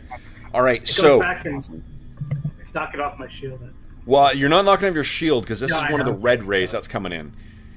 So you duck out of the way, and again, there's this explosion for where this like agitated red ray hits the end, sprays sparks from behind you, and you can see, of course, that there is an entrance over here. Now, the ones down here are readying their beams. They're moving. So what is their move? 3, 4. 1, 3. They're slowly shambling towards you, and they move in almost this like comically weeble wobble kind of way as they move along. If it wasn't for their horrific appearance, you would find it comical. Then that is... we're on to the move phase. So, Malo, you're actually the only one who's left. Malo, you can move. 15, 20, 25, 30. Okay, so what is that chamber up to the north here look That is an open passage that seems to lead directly down. But there is a Okay, like a hazy... shaft. There's a shaft, but there's a hazy kind of light in it. I Okay. guess you're still dragging Reagan, right? Or you You Yes, should. I am. Yeah. Oh yeah, I don't like that. So It seems to lead down and up as well. This complex seems to be bigger than you expected. Oh, I see. The Yeah, breeze okay. seems to be coming from below, though. Okay, I keep moving as I go Okay. past it, and that's the extent of my move on this, my Okay. hasted run on this. All turn- right, on this so phase. that was the end of phase 1, guys. We're on to phase 2. So Yeah, I if can't do anything after I cast. yeah, that's right. So you're in place. Then it is. Let's see. Arter gets a move, and so does Malo. Okay.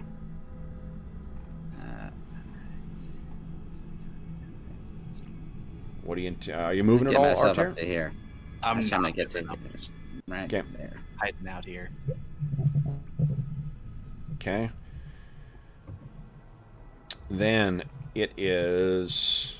I guess they get to finish their moves, wobbling forward, and it has its ray ready now. That one used magic, so can't move.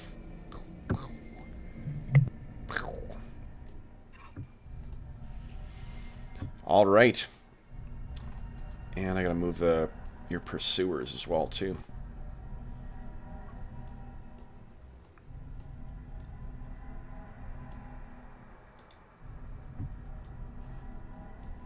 Okay. All right, guys.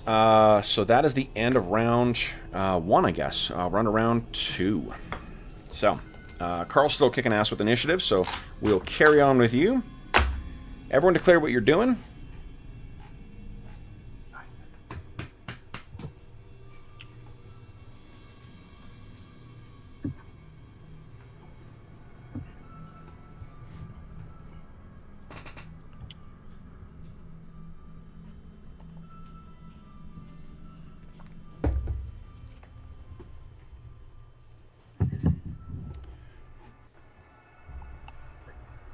All right.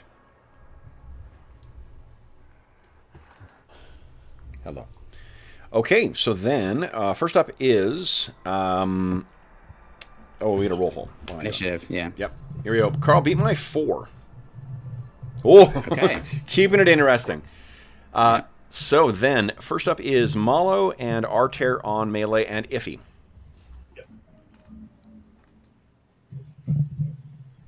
Okay. I forgot to declare something, but I will do it next turn. Okay. So I'm just making 3 attacks with my scimitar. Okay. 1, no. Okay, but not bad damage. Okay. Okay, that one's a hit. Oop, wrong one here. Does the AC 1 hit also, or is The AC 1 does hit, yes. Cool. Okay. Nice. 2 hits. I yell out, I just yell out one word, which is disarm, which is what I forgot to do. Okay. Because I'm assuming they all are carrying those same types of They are, yeah. wand-like things. Okay, cool. Yeah. All right, I've dropped my torch and I'm two-handing the longsword Okay. since the lights are on. Yep. Seems like I don't need the torch. So 1, nope. 2, nope. 3, that one I think is. Okay. All right. Then, it is Iffy's charge. Go ahead, Iffy. A charge. You hand the bastard sword. Okay, go ahead.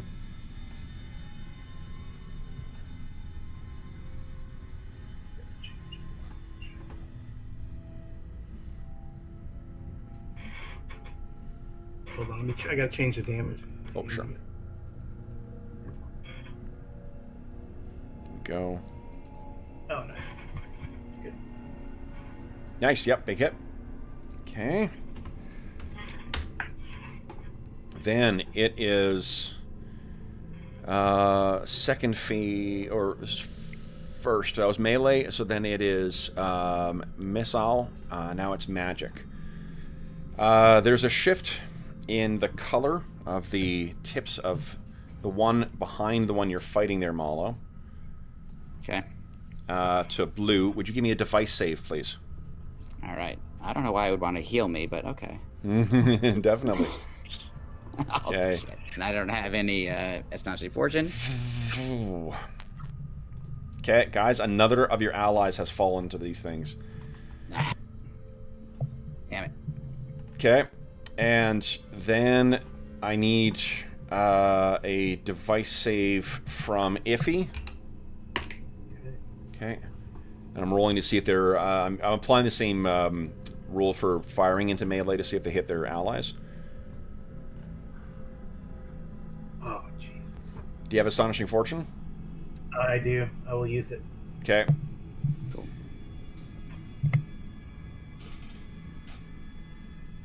Okay, so you can see this and you duck out of the way.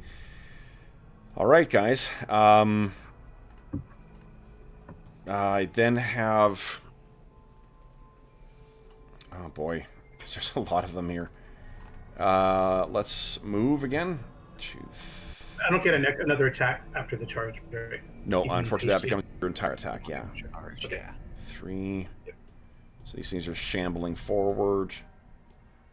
The one that you're facing, Malo, is staying in melee with you, but it's 1, 2, 3 moving forward a bit. This one will... Oh, jeez, I guess he gets an attack. Arter, would you give me a device save, please? All right, I get my defense bonus to it, right? You do, for yes. dex? Yep. Right, and this is my dodge save. Nice! Wow. Excellent. All right. So the yeah, that's great. Then it is that is the end of the first phase. We got everyone else attacked, I think, so no one's moving. Okay, so then we're on to phase 2. We have Malo. We're gonna move, but you're locked in place now. Then it is if you can't melee in the second phase. So I guess we're down to move on the second phase. You guys are any of Iffy or Arter? Are you guys moving? No. Staying where you are. Okay. Then it is their turn to move. Let's see here. Which ones have moved here? The one that you're engaged with, Malo. Who's over here? Okay. Then it is the end of the round, I guess, guys. So Arter and Iffy, would you kindly run around 3? Arter and Iffy, declare what you're doing this round. Oh. Do we get like double the attacks or just one extra attack? Double the attacks. Double the attack rate. So if you're at 3-2, you get 3 attacks. Yeah. So this next round we're gonna get. Oh, I see what you're saying. Guys, I don't want to put my thumb on the scale here, but does this strike you as a fight you're going to win? Sure. I'm gonna say no, but I'm not gonna say anything. Like you guys do have access to Astonishing Fortune, so it makes you pretty tough as well. But this is an old school game. Yeah. But I mean, what's the alternative? Getting captured? I mean, that doesn't sound appealing. well, I think so. From Archer's perspective, Mala's the only one who's been over here, and Mala ran away from it as soon as he looked in. Yeah. So I certainly don't know if there's an exit there or anything like that. Okay. I can see that the other exit is still on, but Yeah. that's sort of a problem for later. Okay. All right. Yeah. So, let's see here. Excellent. Okay, then, Carl, you're still winning initiative here. Yep. Would you kindly beat my 2? Wow, that's amazing. Good lord. All right. So first up in melee, we've got Iffy and Arter. Go ahead, guys. Go ahead. Nope. Nope. Man. Okay. Iffy, what do you got? Nice. Hit. Miss. So this is a non-favored round. You guys know that, right? Yeah, but their attack are doubled from the haste. Okay. Yeah. Alright. So it looks like 2 hits. Yeah, we've just been doing it as 3-3 instead of 2-4. Oh, I see. Got it. Okay. Okay. Since the attack rate is 3-2 and it's easier to keep track of as 3-3. Then. Looks like Well, 2 hold hits. on. No. Like, if your attack rates increase, you guys should have 2 attacks each round. If you're If you're- if you're normally 3-2, don't you become 2? You get no. It says it's specifically in the haste spell. If you're 3-2, you get 3. 3-1. Okay, got it. Okay. Yeah. All right. So Iffy, one of those is a hit. 2 of them are hit actually. So. All right. Pretty effective. Then that one that's engaged with you guys will try and claw each of you. Arter, let's see here. That's a miss. Iffy, that's a miss as well. Then, before Anna eats my dungeon grappling, I'm going to move that. Then it is Missile, which is nobody. Then it is Magic. So 1, 2, 3. One of them moves forward here. Iffy and Arter, I need a save from a device save from each of you. I'm going to see if they. Actually, one of them. Hold on. Oh, I need it from one of you because one of them hits an ally. 1, 2, 3. Oh, it'll be that one there. So he needs a device save, which nat 20 will pass. So I need from then. Let's see here. 1 to 3. It's Arter. Yeah, Arter. I need a device save from you, please. All right. Nice. Okay. Great. Then it is, let's see here, second phase. I now need, let's see here, 1 to 3. It's Arter. No, from Iffy. It does not hit an ally. Iffy, I need a device save from you too, please. It's the one that just moved into the room that's firing at you now. Okay, do you have Astonishing Fortune left? Nope. Well done. Okay. So, Last man standing. frozen in place as well. Then it is the end of the round. So, Arter, I guess Carl's still rolling initiative. Arter, we're under round 4. Would you kindly declare your actions? Try to kill that thing and then get out of there.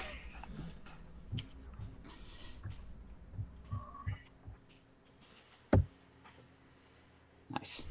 Okay, nice. And Carl, would you beat my 4, please? Oh my god, that's amazing. Each time. That's awesome. Okay, so Arter, you were up first. What are you doing? All right. So I'm gonna try to cut down this one. That's if he hit it good. So Okay. Yes. that's 1. Not with that one. No. Oh, and Nice. I get roll a d6. Okay. Oh, you don't even need to. That's enough to kill it. Oh, cool. Okay. So that Sweet. one is down. Unfortunately, that means then there's no chance can of he hitting use- it. Oh, go ahead. Sorry. I was just asking, can he use part of his movement on his melee? Yes, he melee? can. Yep. All right. So then everybody else is frozen. Yep. I think you should go. I'm thinking I'm gonna try to make it to, because the thing is that if the exit is down, I don't know if I can activate it from this side, but that seems like my best shot. Yeah. Okay. So 1, 2, 3, 4 Okay. is as far as I can make it right now. All right. So we've got. I need. Hold on, I gotta finish moving these guys. I keep forgetting them. That's your hasted movement, Arlen? That's 20? it's only it's 20 hasted up to 20 per phase at outrunning or charging Okay. or anything. And obviously I Cool. can't run or charge. Yep. Okay. Yeah. All right. So then, you hear that snapping, and one of them vanishes and reappears here. And then I need 3 device saves from you, Arter. All right. Oh, man. Here Come we on. go. No. Oh no. On the first one. You Okay. want me to make the other 2? Sure. Let's see I what wanna happens. see what you rolled. Yeah. All right. No. No. Oh God. So, We all make them in giant cylinders, frozen on the outside. If we're the new all right. So, guys, as we what do you call it? As you become rigid, these things begin moving among you, and unfortunately, because you're paralyzed, you're only really able to have a view of what you see in front of you. So, methodically, and again in that like weeble wobble way that these things move, towering over you, each of them comes over, bites your hand. Hi, sweetie. And then it's an hour early. Don't start biting yet. Each of them moves over towards each of you and touches you with the staves, and each of you it fades into blackness. Mm-hmm.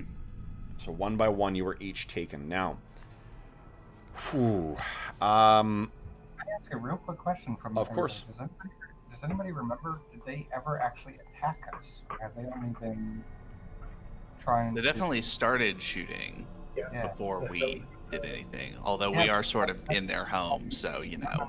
I meant actual physical attack. In melee? Yeah. In melee? Yes. Yeah. Oh, Yeah. they did. Okay. Yeah, they make physical attacks in melee with those claws. yeah. I can remember. They go.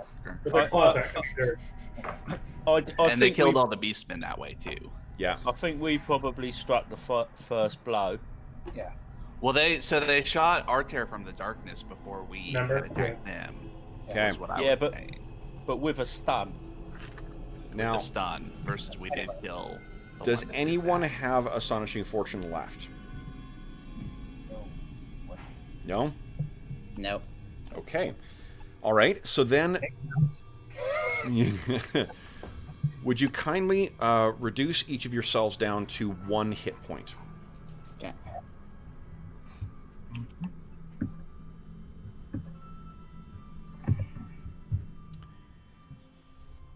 And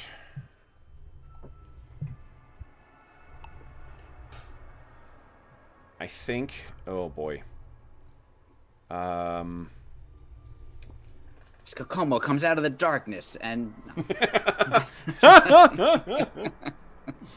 If there was Astonishing Fortune left, then that does sound like a pretty good story addition. Sadly. we even had extra astonishing fortune because Arlen started out like firing all cylinders. I know. That was with yeah. Hobbs, So you did. Hobbs will save us. Yeah. Right. Who are we missing right now? Will, uh, Oh, Will. Yeah, yeah. Will. and Dave. Oh yeah. So here's what I would like each of you guys to do is what is I'll go one by one here. Arter, what is your what do you call it? What is your Constitution. Constitution is 13. It's 13, eh? Yep.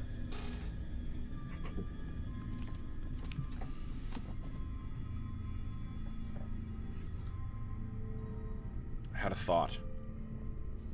And if Will was here, he'd love it, because it involves me grabbing a buck. Nice. So let's do this first, and then I'm going to grab a buck, and then we're going to do something else. Okay, so your con is 13. Would you give me a 1d20 plus 1 roll, please? And then a d6. Nice. I know what this is. Yeah, everyone's favorite chart. Yeah. Okay.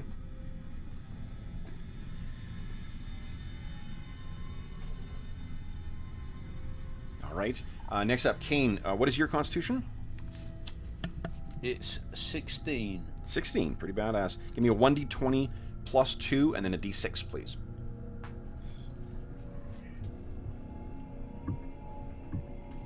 Oh. Ugh, so that's 7 in total. Mm-hmm. Okay. Oof. All right.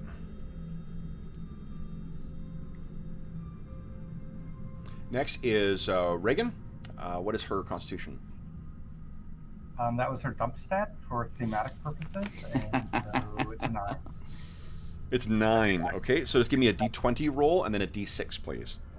Figure that ring took something away from her there. Absolutely, yeah. Philip, not bad though. That's pretty great. Wow. And D6. Okay.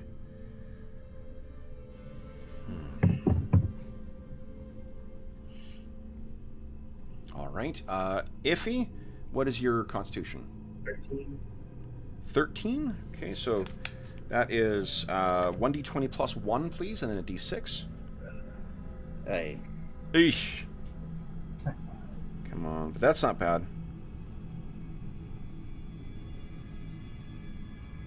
And then finally, Malo, what is your constitution?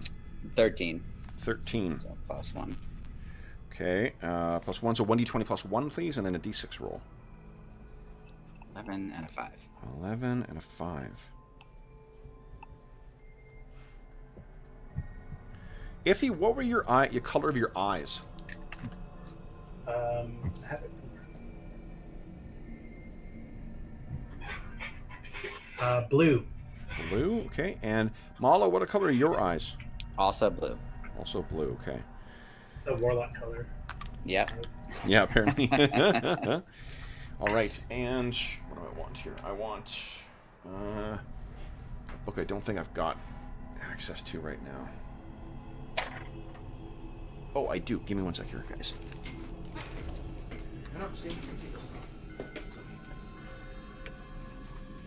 At least everything went according to plan. Kevin's plan. And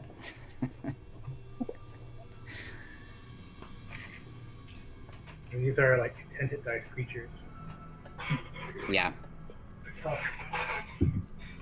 The only thing that we maybe could have done is just like all piled up where our tear had gone and hit one creature and just tried to, with the haste, like actual run, like run, and then we could have gone quadruple movement basically. Yeah, but You know, the gate shutting down strangely. Okay, what are you doing? Excuse me. Excuse me, sweetie. Good girl. All right. Guys. Excuse me, honey. Now, let's see here. Would, Artair, would you give me a I'm going to ask for a percentile roll from each of you guys, so go ahead.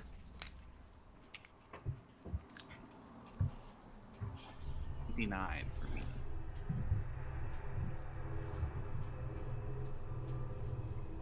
Okay. Kane, percentile as well? Oh, yeah, you can all roll. Oh, you're already done. Look at this, guys. Okay. Oh, we even got it in order. Yep.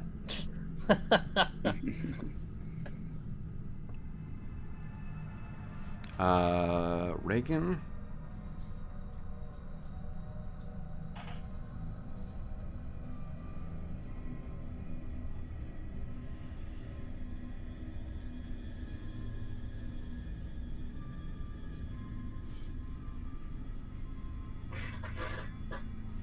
All right, and then Iffy.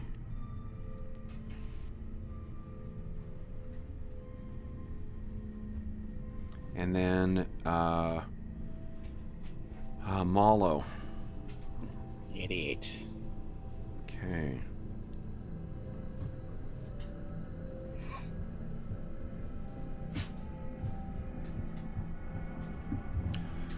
So, what you guys have a memory of is extraordinary pain. Pain and strange smells, flashes of light, and sounds that your brain has a hard time processing or holding on to. You also hear a doorbell.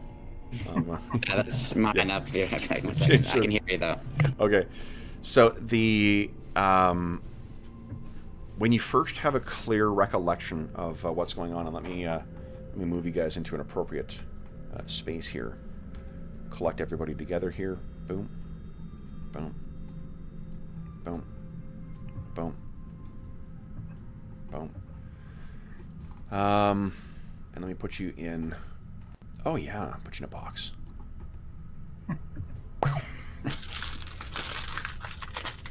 All right. Oh, there's one of them in there. Oh my god.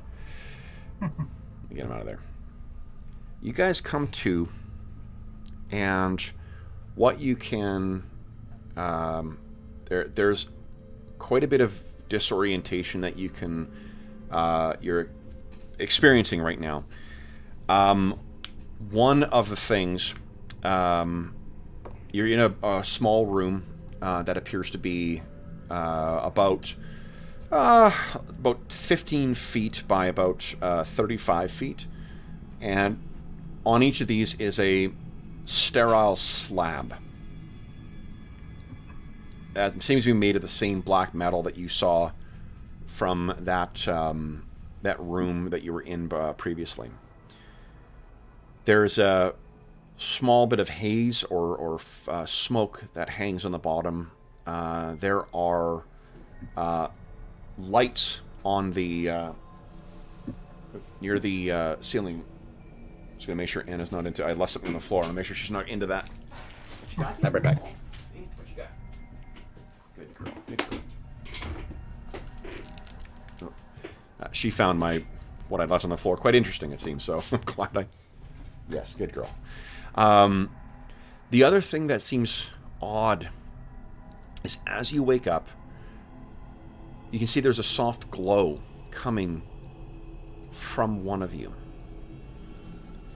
So, as you guys get up, and everything hurts, there's pain in every part of your body, and Iffy and Malo, there's a very, very disorienting thing happening where you guys are shifting.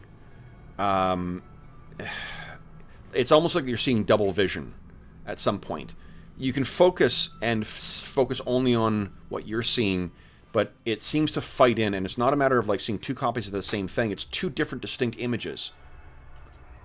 And as you sort of look at each other, what you realize is that Iffy and Malo,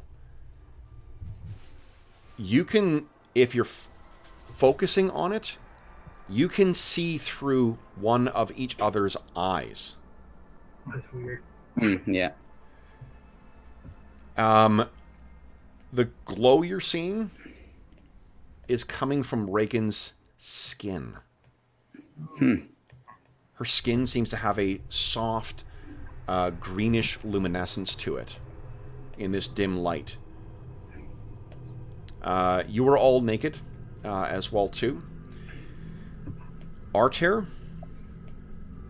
as you struggle to get up, your hand feels strange.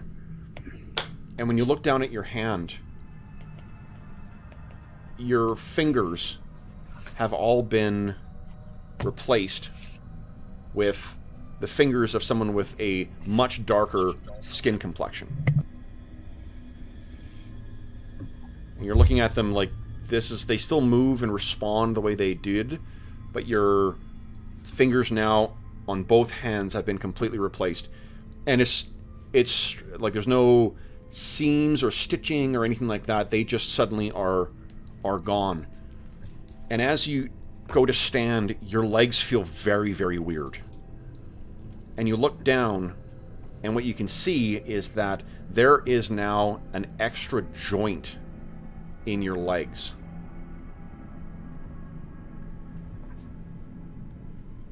For Kane, you have a splitting headache.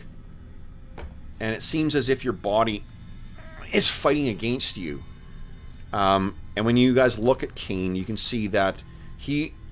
Imagine if he was somehow left to sunburn out or to bake in a desert sun for, you know, a year.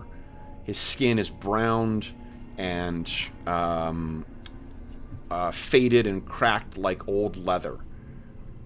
Kane, once you get yourself up, you're able to move against this, but you definitely seem different, and you feel a little heavier. And as you scratch at it, the surface of your skin, you can barely feel it, and you don't even make a mark whatsoever on your skin. For Reagan, you stand and you can feel something is strange about your hips and your back. Something's different, apart from, you know, your skin glowing. Iffy. Hi. You... One second here. Could you please stop biting me? Thank you. Good girl. Good girl. So I need to check one thing. I can't read my own fucking handwriting. I'm like, you look like...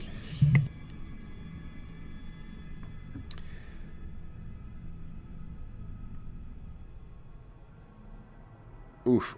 So there is something about, apart from the eyes, you looking at each other, Malo and Iffy, I think you guys are probably close to each other. Apart from that weird thing, looking at Iffy, there is an uncanny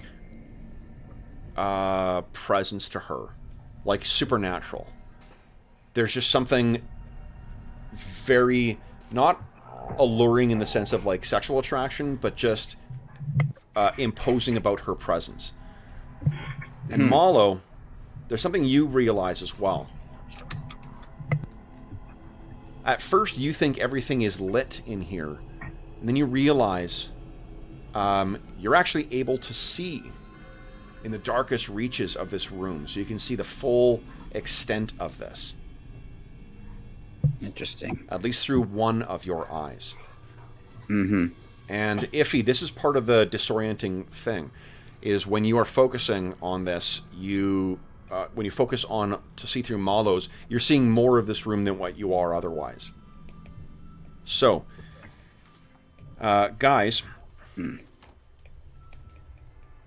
what do you do? So how big is the chamber again? Just to... it is 15 by 35. Sorry, I just... Yeah. Oh, that's okay. I was in blackness. I didn't look... No problem. So Reagan, she can't see her back, but she looks at her hips to see if there's anything odd about that. You know, touching, trying to figure out what's different about them. Sure. Maybe around her back. You can feel like, and again, there's no scarring. There's no, there's nothing unusual that's happened here.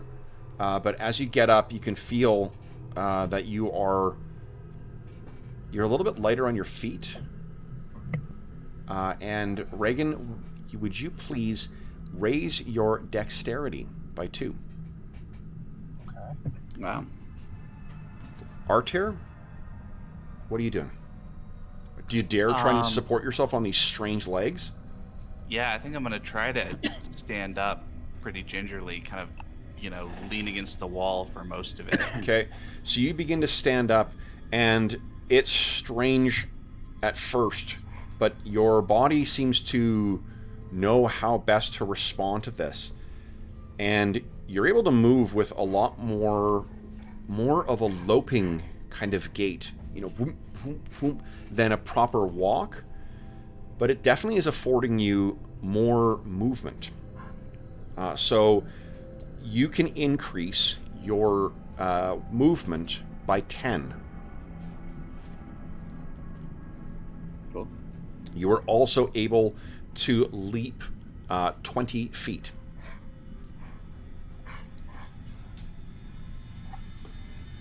Kane, scratching at this unnatural skin that you've got on you, you have a full body coverage for DR1. So in addition to whatever armor you're wearing, you have a damage reduction of 1. Okay. Malo and Iffy, each of you can choose to share perspectives. What you realize, there's a just slightly too small eye in Iffy's head and a slightly too big eye in Malo's head. It appears as if your eyes have been exchanged and somehow there is still a connection between the two. So if you choose to, you can share the perspective of the other. And Malo, you have dark vision to 100 feet. Wow. And Iffy, when you're sharing his perspective through his head, you can see 100 feet in the dark as well. Oh, that's super helpful. And Iffy, you also have an ability that's effectively like the Enthrall spell. So if you engage someone with their full attention, they may become enraptured by you. They need to be a living creature for that to affect them. And Reagan, you are constantly giving off a light, the effect of 10 feet of phosphorescent light. Unfortunately, you cannot control that. That's probably not a bad thing. Yeah. So, Well, until you don't we need get to back concentrate. civilization. until which? Oh, until we get back to civilization, and then people take one look at us and go, "What the fuck?" Yeah. Yeah. All right. So So let Iphigenia talk to them. you guys are looking Right. around. What do you do? So Is obviously there we're any- not paralyzed, just to be clear. No, We're we're all not paralyzed. pretty messed up and beat up. Nope, you guys have been recovered. You are very weak. Obviously, you're all kind of beaten up. There's no spells prepared. Unless you had any spells left over that were prepared when you were taken hostage, I will allow you guys to still have those. Yeah, I had some rays of enfeeblement. Nice. Not helping us right now. The only spell I use is the lightning. So I still have. So what are you guys doing? Go ahead. Do we all still have only 1 hit point? I'm assuming we only have 1 hit point each. Yes. Malo's just gonna start searching Yeah. around the edges of the Sure. walls, looking for any means of egress from this chamber. Okay. Reagan Carefully will help. studying the walls, what you guys find is that it's not smooth. You know, it's the same kind of uneven surface made up of panels of smooth black metal and strange things beyond. But you do manage to find what appears to be a doorway. Mm-hmm. How to open the doorway is another question. Is it in? Do we know where it is in the along the? Is it in a wall or floor or ceiling?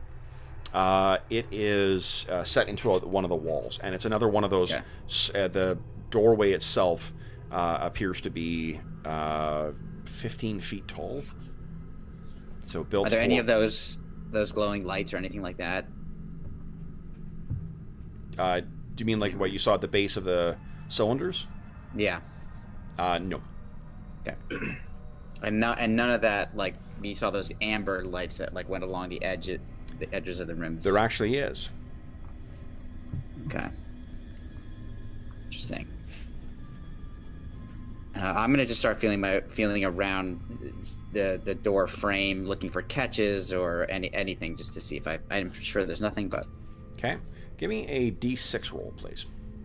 okay. 6. Okay, nothing. Yeah. How does Reagan's like a healing water thing work? Is there any containers or? Yeah, no, it's the mead. I need mead. Okay. Yeah, so I don't have it. Just like you transform water to mead. Yeah. But I need to physically, but I need to have the horn to do it. Right.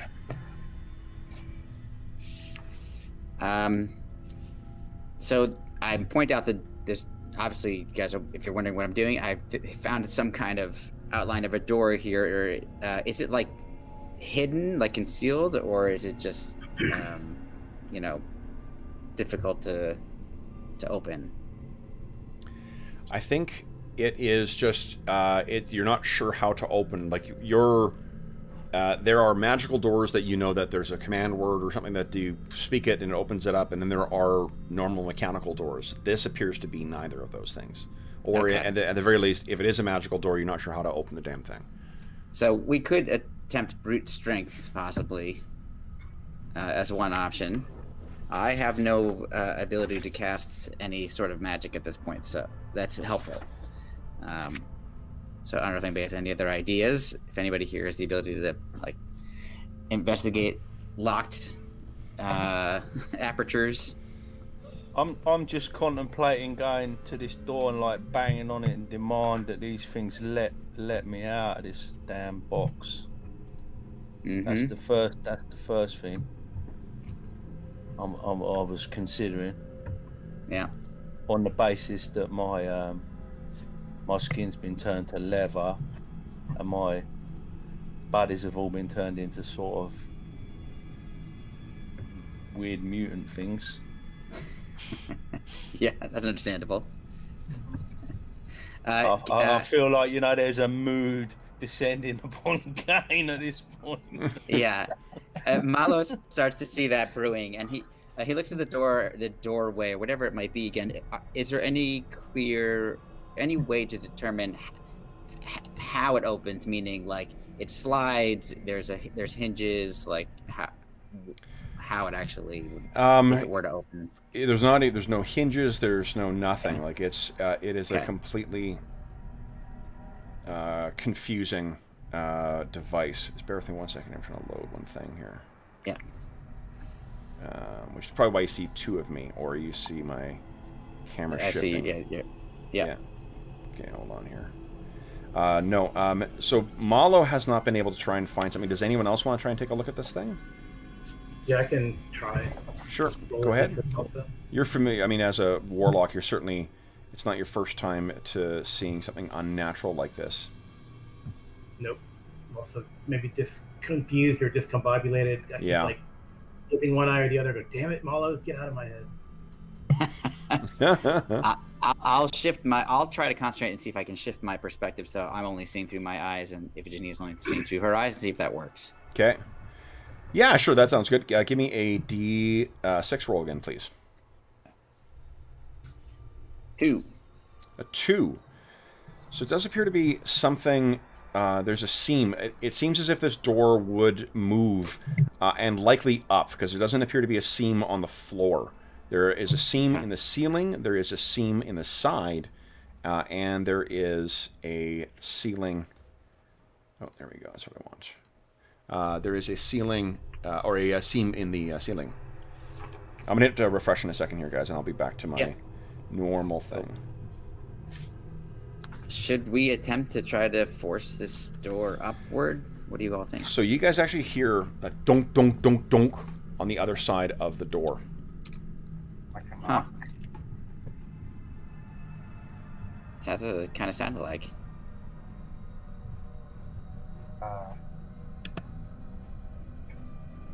Okay, so We're definitely inside here. yeah, I'll repeat the knock exactly the same way. Boom, boom, boom. Okay. So then you hear or you see, the dunk, dunk, dunk back again. And then there is suddenly, the door flies up. And what you see standing there is Amar, Mm-hmm. and Gwenrig. Gwenrig has what appears to be a couple big bags over her shoulder, packs, as well as what it seems to be, and I guess Malo probably has, Amar has some under his hand as well. And says, but what seems strange, both of them their clothes seem tattered, they're dirty. Amar's beard is even longer than it was before and probably has a little bit more white hair in it. Mm-hmm. And they say, "You're here! Good God, what did they do to you?" You tell us. Who are We they? don't know. "Come on, hurry!" And he turns and Gwen looks down the hallway and says, "They're coming. Hurry!" I'll hurry. I don't. Whatever. I'm just gonna. Yeah, you So- don't have to tell me twice. It Yeah. is a little too discombobulating for you guys to tell where you're going or how long as well too. But you're definitely moving through a similar structure to where you were before. And as you guys are moving along, the more of the memories of sort of flashes of what you've been experiencing in the gap of time are coming back. More pain, some kind of bizarre arcane implements being wielded over you. And the sensation of heat and humidity and the smell of the plants and plant life. And even as you're moving along, you think you can hear the sound of a jungle or sound of a forest, animals and such, though birds. And when you suddenly run out into this platform, you are assaulted by a brighter light than your eyes have been used to in a very, very long time. Where you stand is on a platform made of that same black material, metal and otherwise, looking out over a sprawling green canopy. Guys, this is what you see.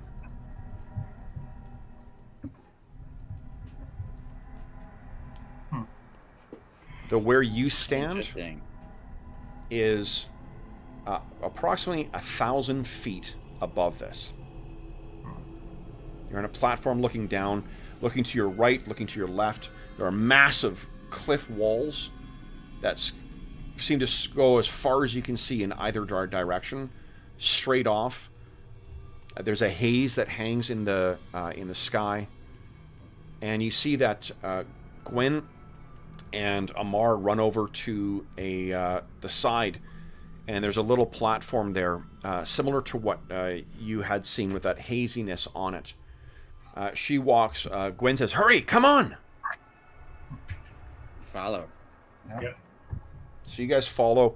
You race over there, and she says, "Go! Just step in. Go!"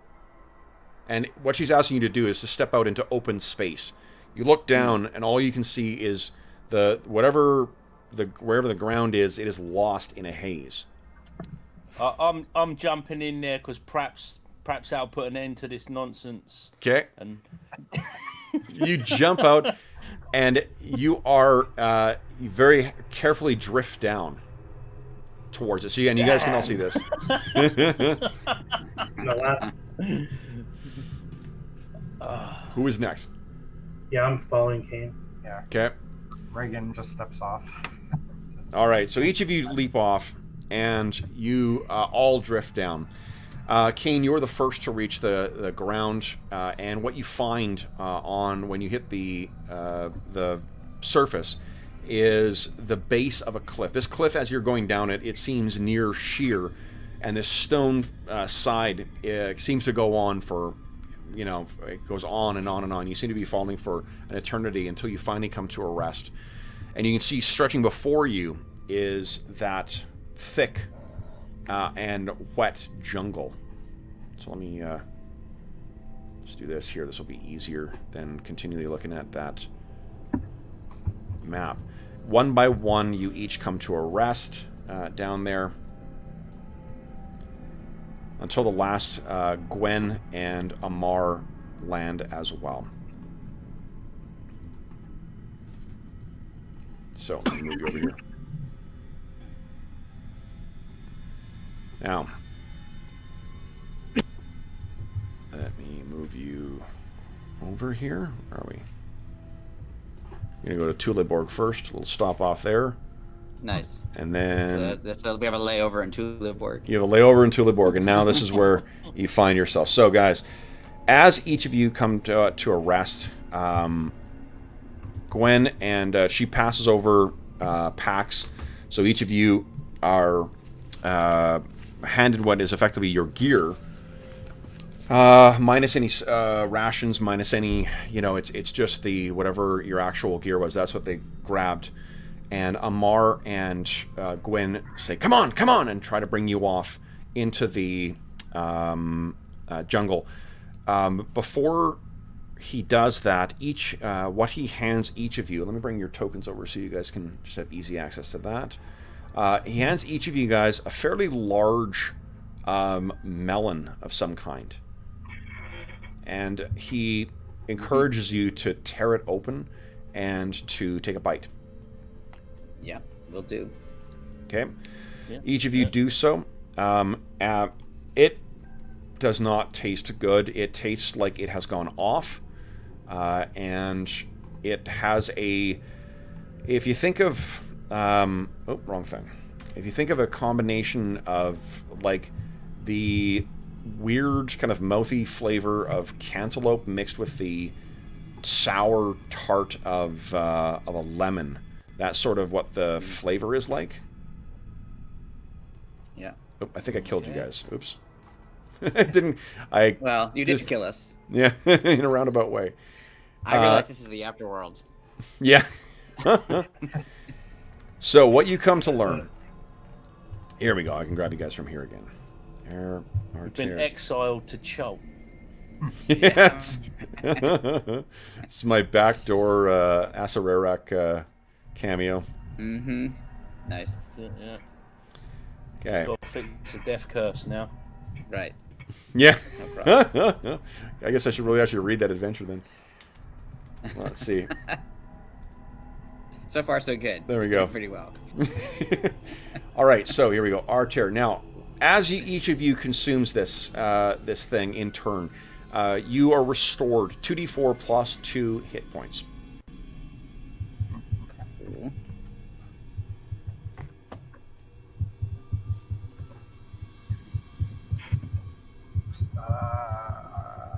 Oh, what did it do here? There we go. Yeah. Okay. Kind of less than 4, something's wrong. D24, that was Yeah. Pretty clever way to get yourself back to full hit points there, Reagan. Yeah. All right. So, as you consume these fruits, you feel that some of your strength is coming back to you. And obviously you're feeling quite disoriented. This environment is unlike anything you've seen in Thule. Those of you who are familiar with more remote parts of Hyperborea may have been exposed to this before. But then Amar and what's your name? Do not allow you to have catch your breath for long, Gwen. And they lead you off into the jungle. Our camp is not far. Come! Before they know you are gone.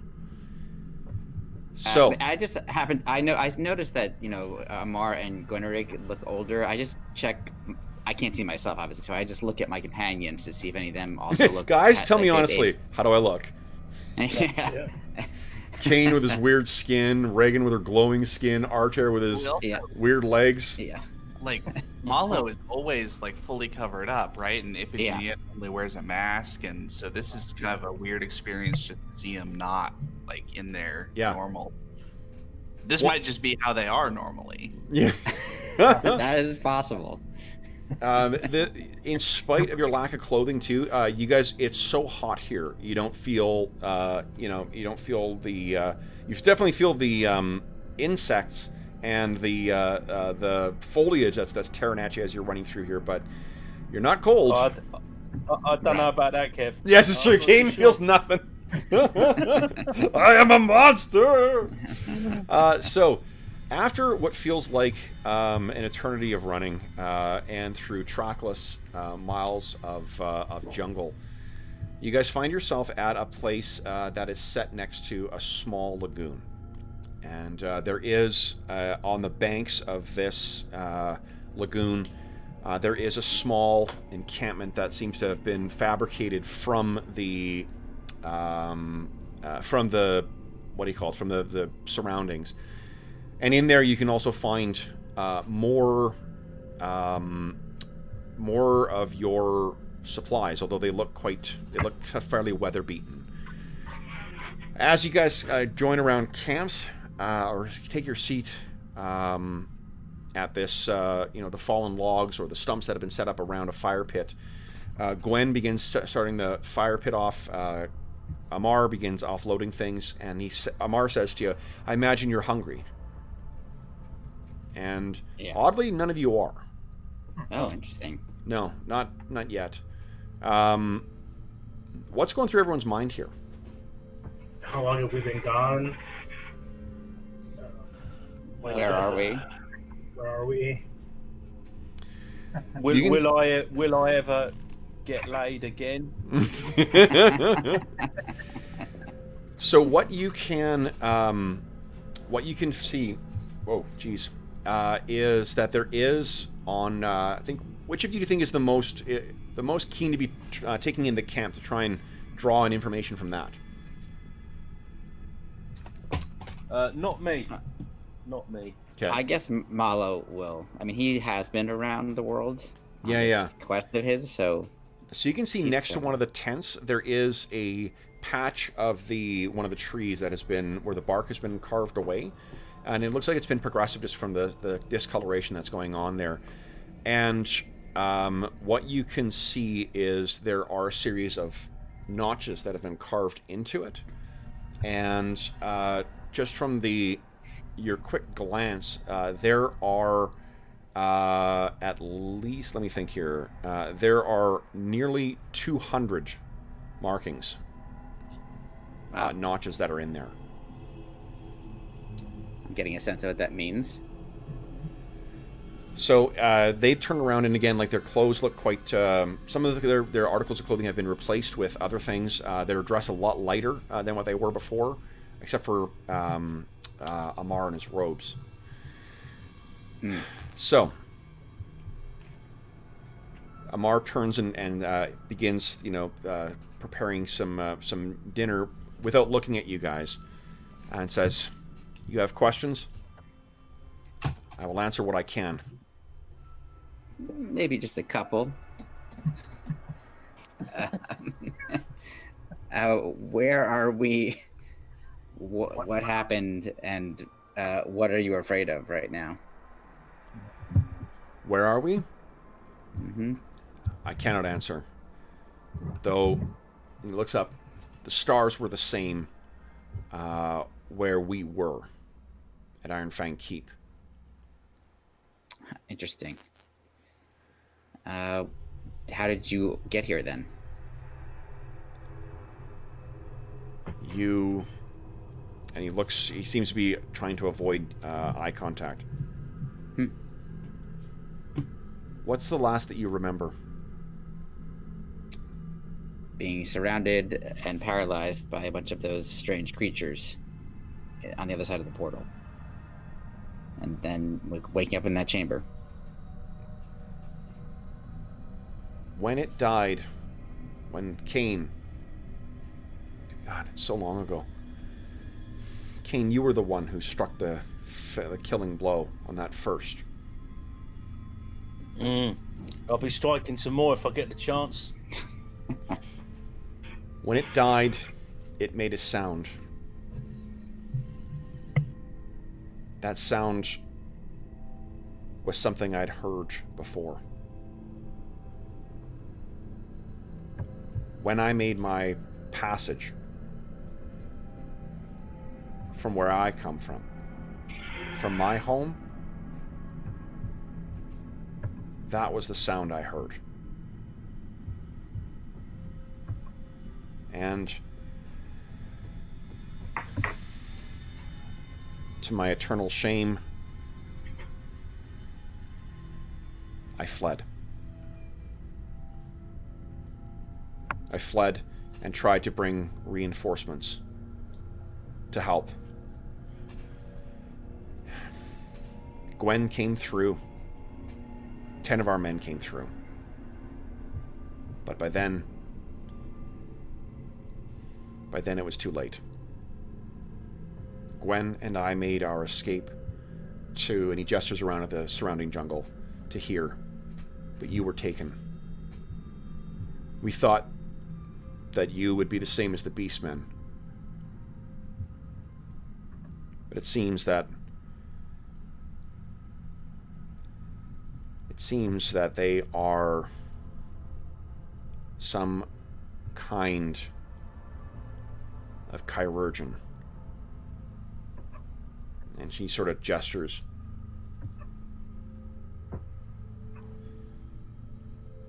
They may... I don't know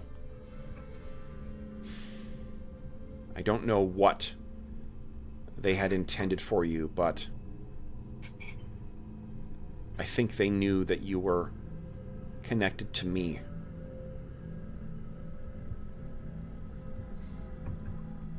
If they're the ones who brought me here... He looks around this as well. I don't know where this is, but the walls, they seem to extend for as far as we could travel. When it became clear that you were, oh my god, an enlarged cat! Oh shit, random encounter! It's a jaguar attacking you guys. Good idea, cat. Where you were, it took us months to figure how to get back to you. I climbed for so far to try and get up, and it took us so long to find where you were. We've traveled weeks in either direction from these, and there seems no end to these cliffs. For however far it goes, in this, there seems no end to the jungle. We've not ventured inland for fear of losing you and losing track of where you were. But there's more near here. There is a tower of metal that ever smokes. I don't know what's inside, but it is the only other sign of any civilization apart from, and he looks back up in the direction of the cliffs. What do you remember? Do you remember? And he gestures to Arter's legs. I'm kind of hoping that memory stays buried. Indeed. Pain is what I remember, and Yeah. I'm ready to dish that pain back. If you wish, we can return, though. Their numbers are great, and they seem waking. Whatever the Vormus did, they caused them to stir. Those cylinders that we found, they seem near all of them open and empty now. Whatever that place is, it seems that it is returning to function.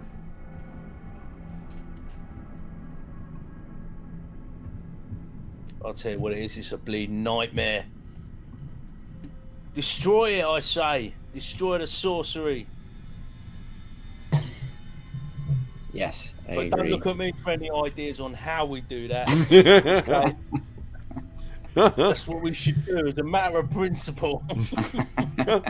Kane's stalking around camp kicking stones, you know? You can hear the sound of the fire crackling. The food that Amar is preparing is bubbling in the thing. You can hear the sounds of animals stirring in the jungle. Everything seems unnatural and unnerving to you. Mm-hmm. Reagan, your skin doesn't seem to be glowing out here. Interesting. So possibly only in darkness. Yeah. Or, yeah, just so light that you can't see it. Right. So just the two of you, you said you came with 10 men, but they all were killed, I'm assuming. Yeah. Nods. So it seems like the only thing to potentially get us home is related to that tower, since there seems to be no other, no matter how far you traveled, you could not, there was no break in the wall. There was no break in the wall. These jungles are full of such terrors. Does Malo have any sense that this feels? I mean, obviously the stars are still the same, but has he heard any rumors or anything about a place that sounds like what this looks like?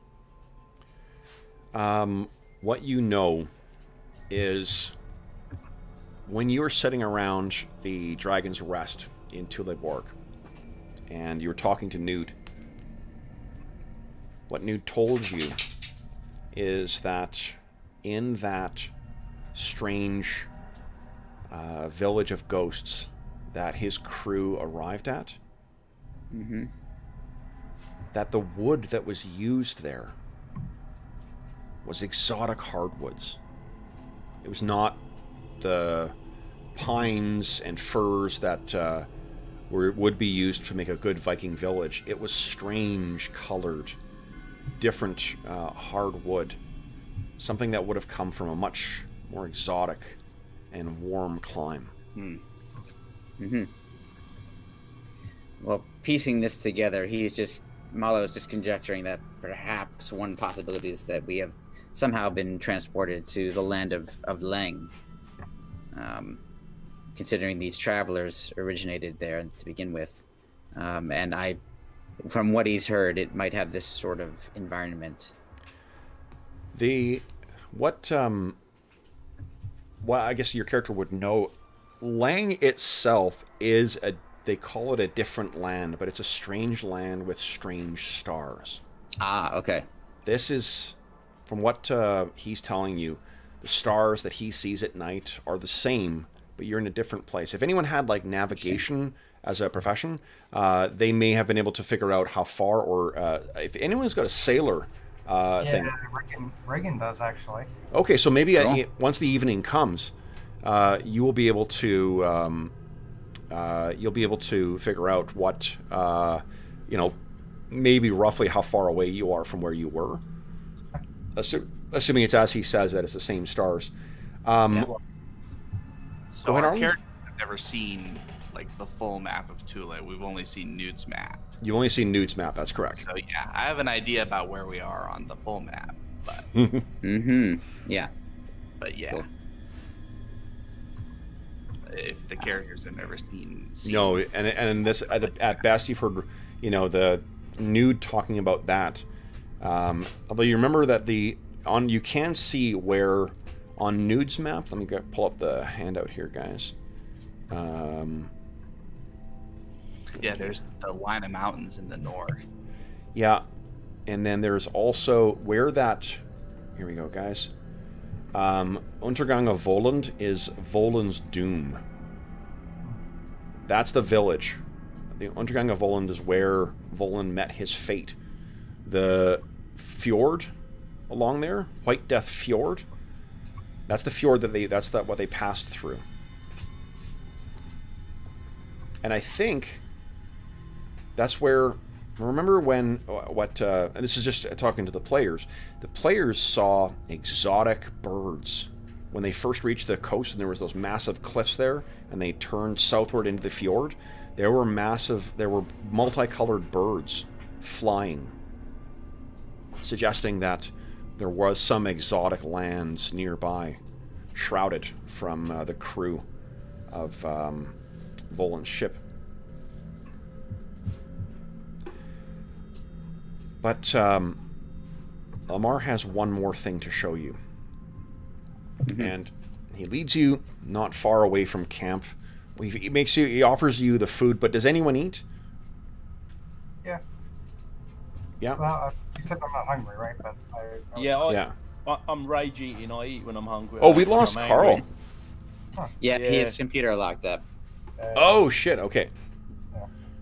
Nice. Reagan would eat, and assuming that there's water, she would also use her horn and pass that around to people. Okay. So 10 hit points for everybody. Okay. That's definitely helpful. Thank you, Reagan. And shares the remainder with, obviously, with Amar and Glenrick. Okay. And you guys reach what he does after dinner. Before the evening comes, you guys are provided clothing as well too. It's sort of your clothing. It seems as mostly recovered, but it's fairly weathered and whatnot. Your gear will require some modifications for Artair, just for your greaves, for the current state of your legs. But he leads you away, and it's about probably about 45 minutes through the jungle, and it seems that it's a path that he's kind of familiar with. And you guys get to this. It's sort of along the creek that leads into or feeds into the lagoon. One of them, at least. You reach this point where there's a depression, where there's another pool that has formed from where this creek begins, and there's a little waterfall that comes from above, where the creek flows into this. And he gets to the side and to the edge of where the waterfall is, and begins kind of clambering up the side. And obviously he's quite dexterous and whatnot, but there's enough handholds for you guys to follow as well. And he says, "Come. I would show you where you find you." So you guys go to the cliff. Are you all heading up? Yeah. So you head up, Yeah. and then you get to the top. He turns and gestures down and says, "See?" And you look down, and what you can see now with the vantage of the height is that where the creek rests is the small little pool that then feeds onto the creek that leads down to the lagoon, is part of a larger clearing in this otherwise incredibly dense jungle. But for the life of you, the clearing itself is about 100 feet across and then about 150 feet long. But as you look at this, it begins to sort of dawn on you. This is one enormous clawed print. This is a footstep of some titanic creature that trod past here. You all look back at Amar, and he says, "Come. We will not want to be out in dark." And with that, guys, we will leave your characters transformed and heading back to camp. So, let's talk about some XP here. So how much do we lose? One of the neat things that I'd like to... I mentioned in my favorite things thing, but I talked about what was it? Lords of Darkness, that cool book from Ed Greenwood for it. One of his house rules he apparently plays with is like there's gradations of XP you'll get depending on the outcome of an encounter. So even if an encounter you have to flee from it, you still get XP from it. It's just that it's not nearly as much as what you would get from successfully completing and defeating those adversaries. Right. He also seems to put an unusual premium on killing things as well, but that's you know, that is a different thing. But let's see here, guys. Okay, you defeated for sure three of those things. Okay. You did not get any, and I'll go with 5, so Carl will definitely get this. Guys, you're going to get for today's session, everyone's got the XP, or the prime requisite bonus, 1,848 XP each. So let me put that down for Carl here.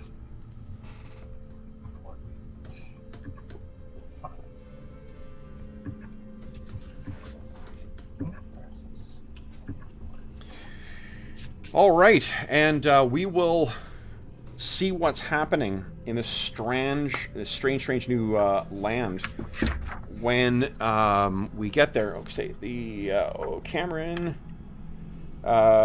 Keith, hey, thanks. Thanks for the recommendation. So Keith says, I recommend checking out the Adoria Historical European Martial Arts channel on AD&D. Takes way too long. You know what? I mean, too long is a really subjective thing. We don't find that they take too long, so that's cool. I appreciate you sharing the news about it, but the rounds work for us. So if they don't for you, that's, it's good that you don't use them at your table, it sounds like, but we like them. So for those listening at home, thank you so much for joining us for session 37 of our ongoing Reavers of Thule campaign. Jesus, you guys put me in a bind here for this session. Holy smokes. We want to keep you on your toes. Yeah, definitely. So we find ourselves in a very different spot now. I am looking forward to see. It's nice to see that you guys were so eager to get back to using the Wilderness Survival Guide that we've... Yeah. I think Colin may have thrown his back out with that eye roll. As is always the case, if you have any comments, questions, or concerns regarding the session, please don't hesitate to leave a comment in the comment section of this video, and I will endeavor to reply in a timely fashion. In addition, you can reach me on Twitter at Dungeon Musings, and you can reach me by email. My email address is dungeonmusings@gmail.com. In addition, you can find a link in the description of this video to the to the Dungeon Musings Discord server, and you're welcome to join us on there. There we have channels dedicated to this campaign, every other campaign that we run on the channel, as well as a bunch of other games. And actually, Keith, if you are interested in chatting about that too, I know Arlen really enjoys a lot of the games that are derived from Riddle of Steel. So while we don't use those types of more simulationist, games or rounds in our AD&D games or other old school games, Arlen has run a handful of those for a bunch of people as well too. So you'll definitely find people talking about those on the Discord server. In addition, there is a link in the description of this video to something called Heroes Save Villages. That is the charity fundraising campaign that we run on the channel. So currently from now until September 1st, 2020, we're running our annual charity raffle, and the grand prize for the raffle is a copy of Beadle and Grimm's right there, Beadle and Grimm's Gold Edition or Eberron Rising from the Last War box set. That's my copy up there, but there's a brand new copy we got packaged up that we received from Beadle and Grimm that will be going to the grand prize winner. We, in addition, have a bunch of other great prizes, including I purchased 2 copies of this before they sold out, and there are 2 copies that I'm donating as prizes for the raffle as well too. So if you do enjoy Astonishing Swordsmen and Sorcerers of Hyperborea, but you haven't had a chance to pick one up yet, or you want a backup copy, there's 2 of those that are available as prizes. Raffle tickets are $25 Canadian, so it works out to about $17 American, give or take. And every raffle ticket that you get gives you one more chance to win the prizes, and all donations go directly to SOS Children's Villages International, a really amazing organization active in over 130 countries. that benefits over 80,000 orphaned and abandoned children from around the world. So not only do you get a chance to win some very cool gaming stuff, you also get a chance to help out some kids who could really use some help. None of the money goes to the channel. None of the money goes to another middleman. It all just goes to SOS Children's Villages International. I also see that from this morning, someone donated another $50, so the total we've reached $1,000, which means I will be adding in another 2 prizes. We have a few prizes from the Dungeon Musings Red Bubble store that we've got, including some posters and some t-shirts. I'm going to be adding 2 more in that will be bigger prizes. So it'll be the enamel prints, or whatever they're called, the acrylic prints, or mugs, or shower curtains. Probably not that, because that's really expensive. Shockingly, some might say. But that's that, I guess. And Carl is arriving back in time, hopefully, to get our last minute thank you. Carl, can you hear us yet? Carl's not back yet. Let's see if he's coming in. Once again, the worst adversary we have is the technology, and I see Carl's not back yet. But what I will say, guys, as we segue out of this session, is last big thank you is to these phenomenal players. So, Arlen, Colin, Robert, Carl, and George, thank you so much for joining me this morning, this afternoon, depending on where you guys are. This was a very surprising session, but yeah, I'm interested to see what happens next. So, Me too. for those listening at home, once again, thank you so much for joining us. If you're listening to this during the COVID-19 crisis, we hope that this finds you healthy, safe, and weathering the current crisis as well as can be expected. And until we see you again,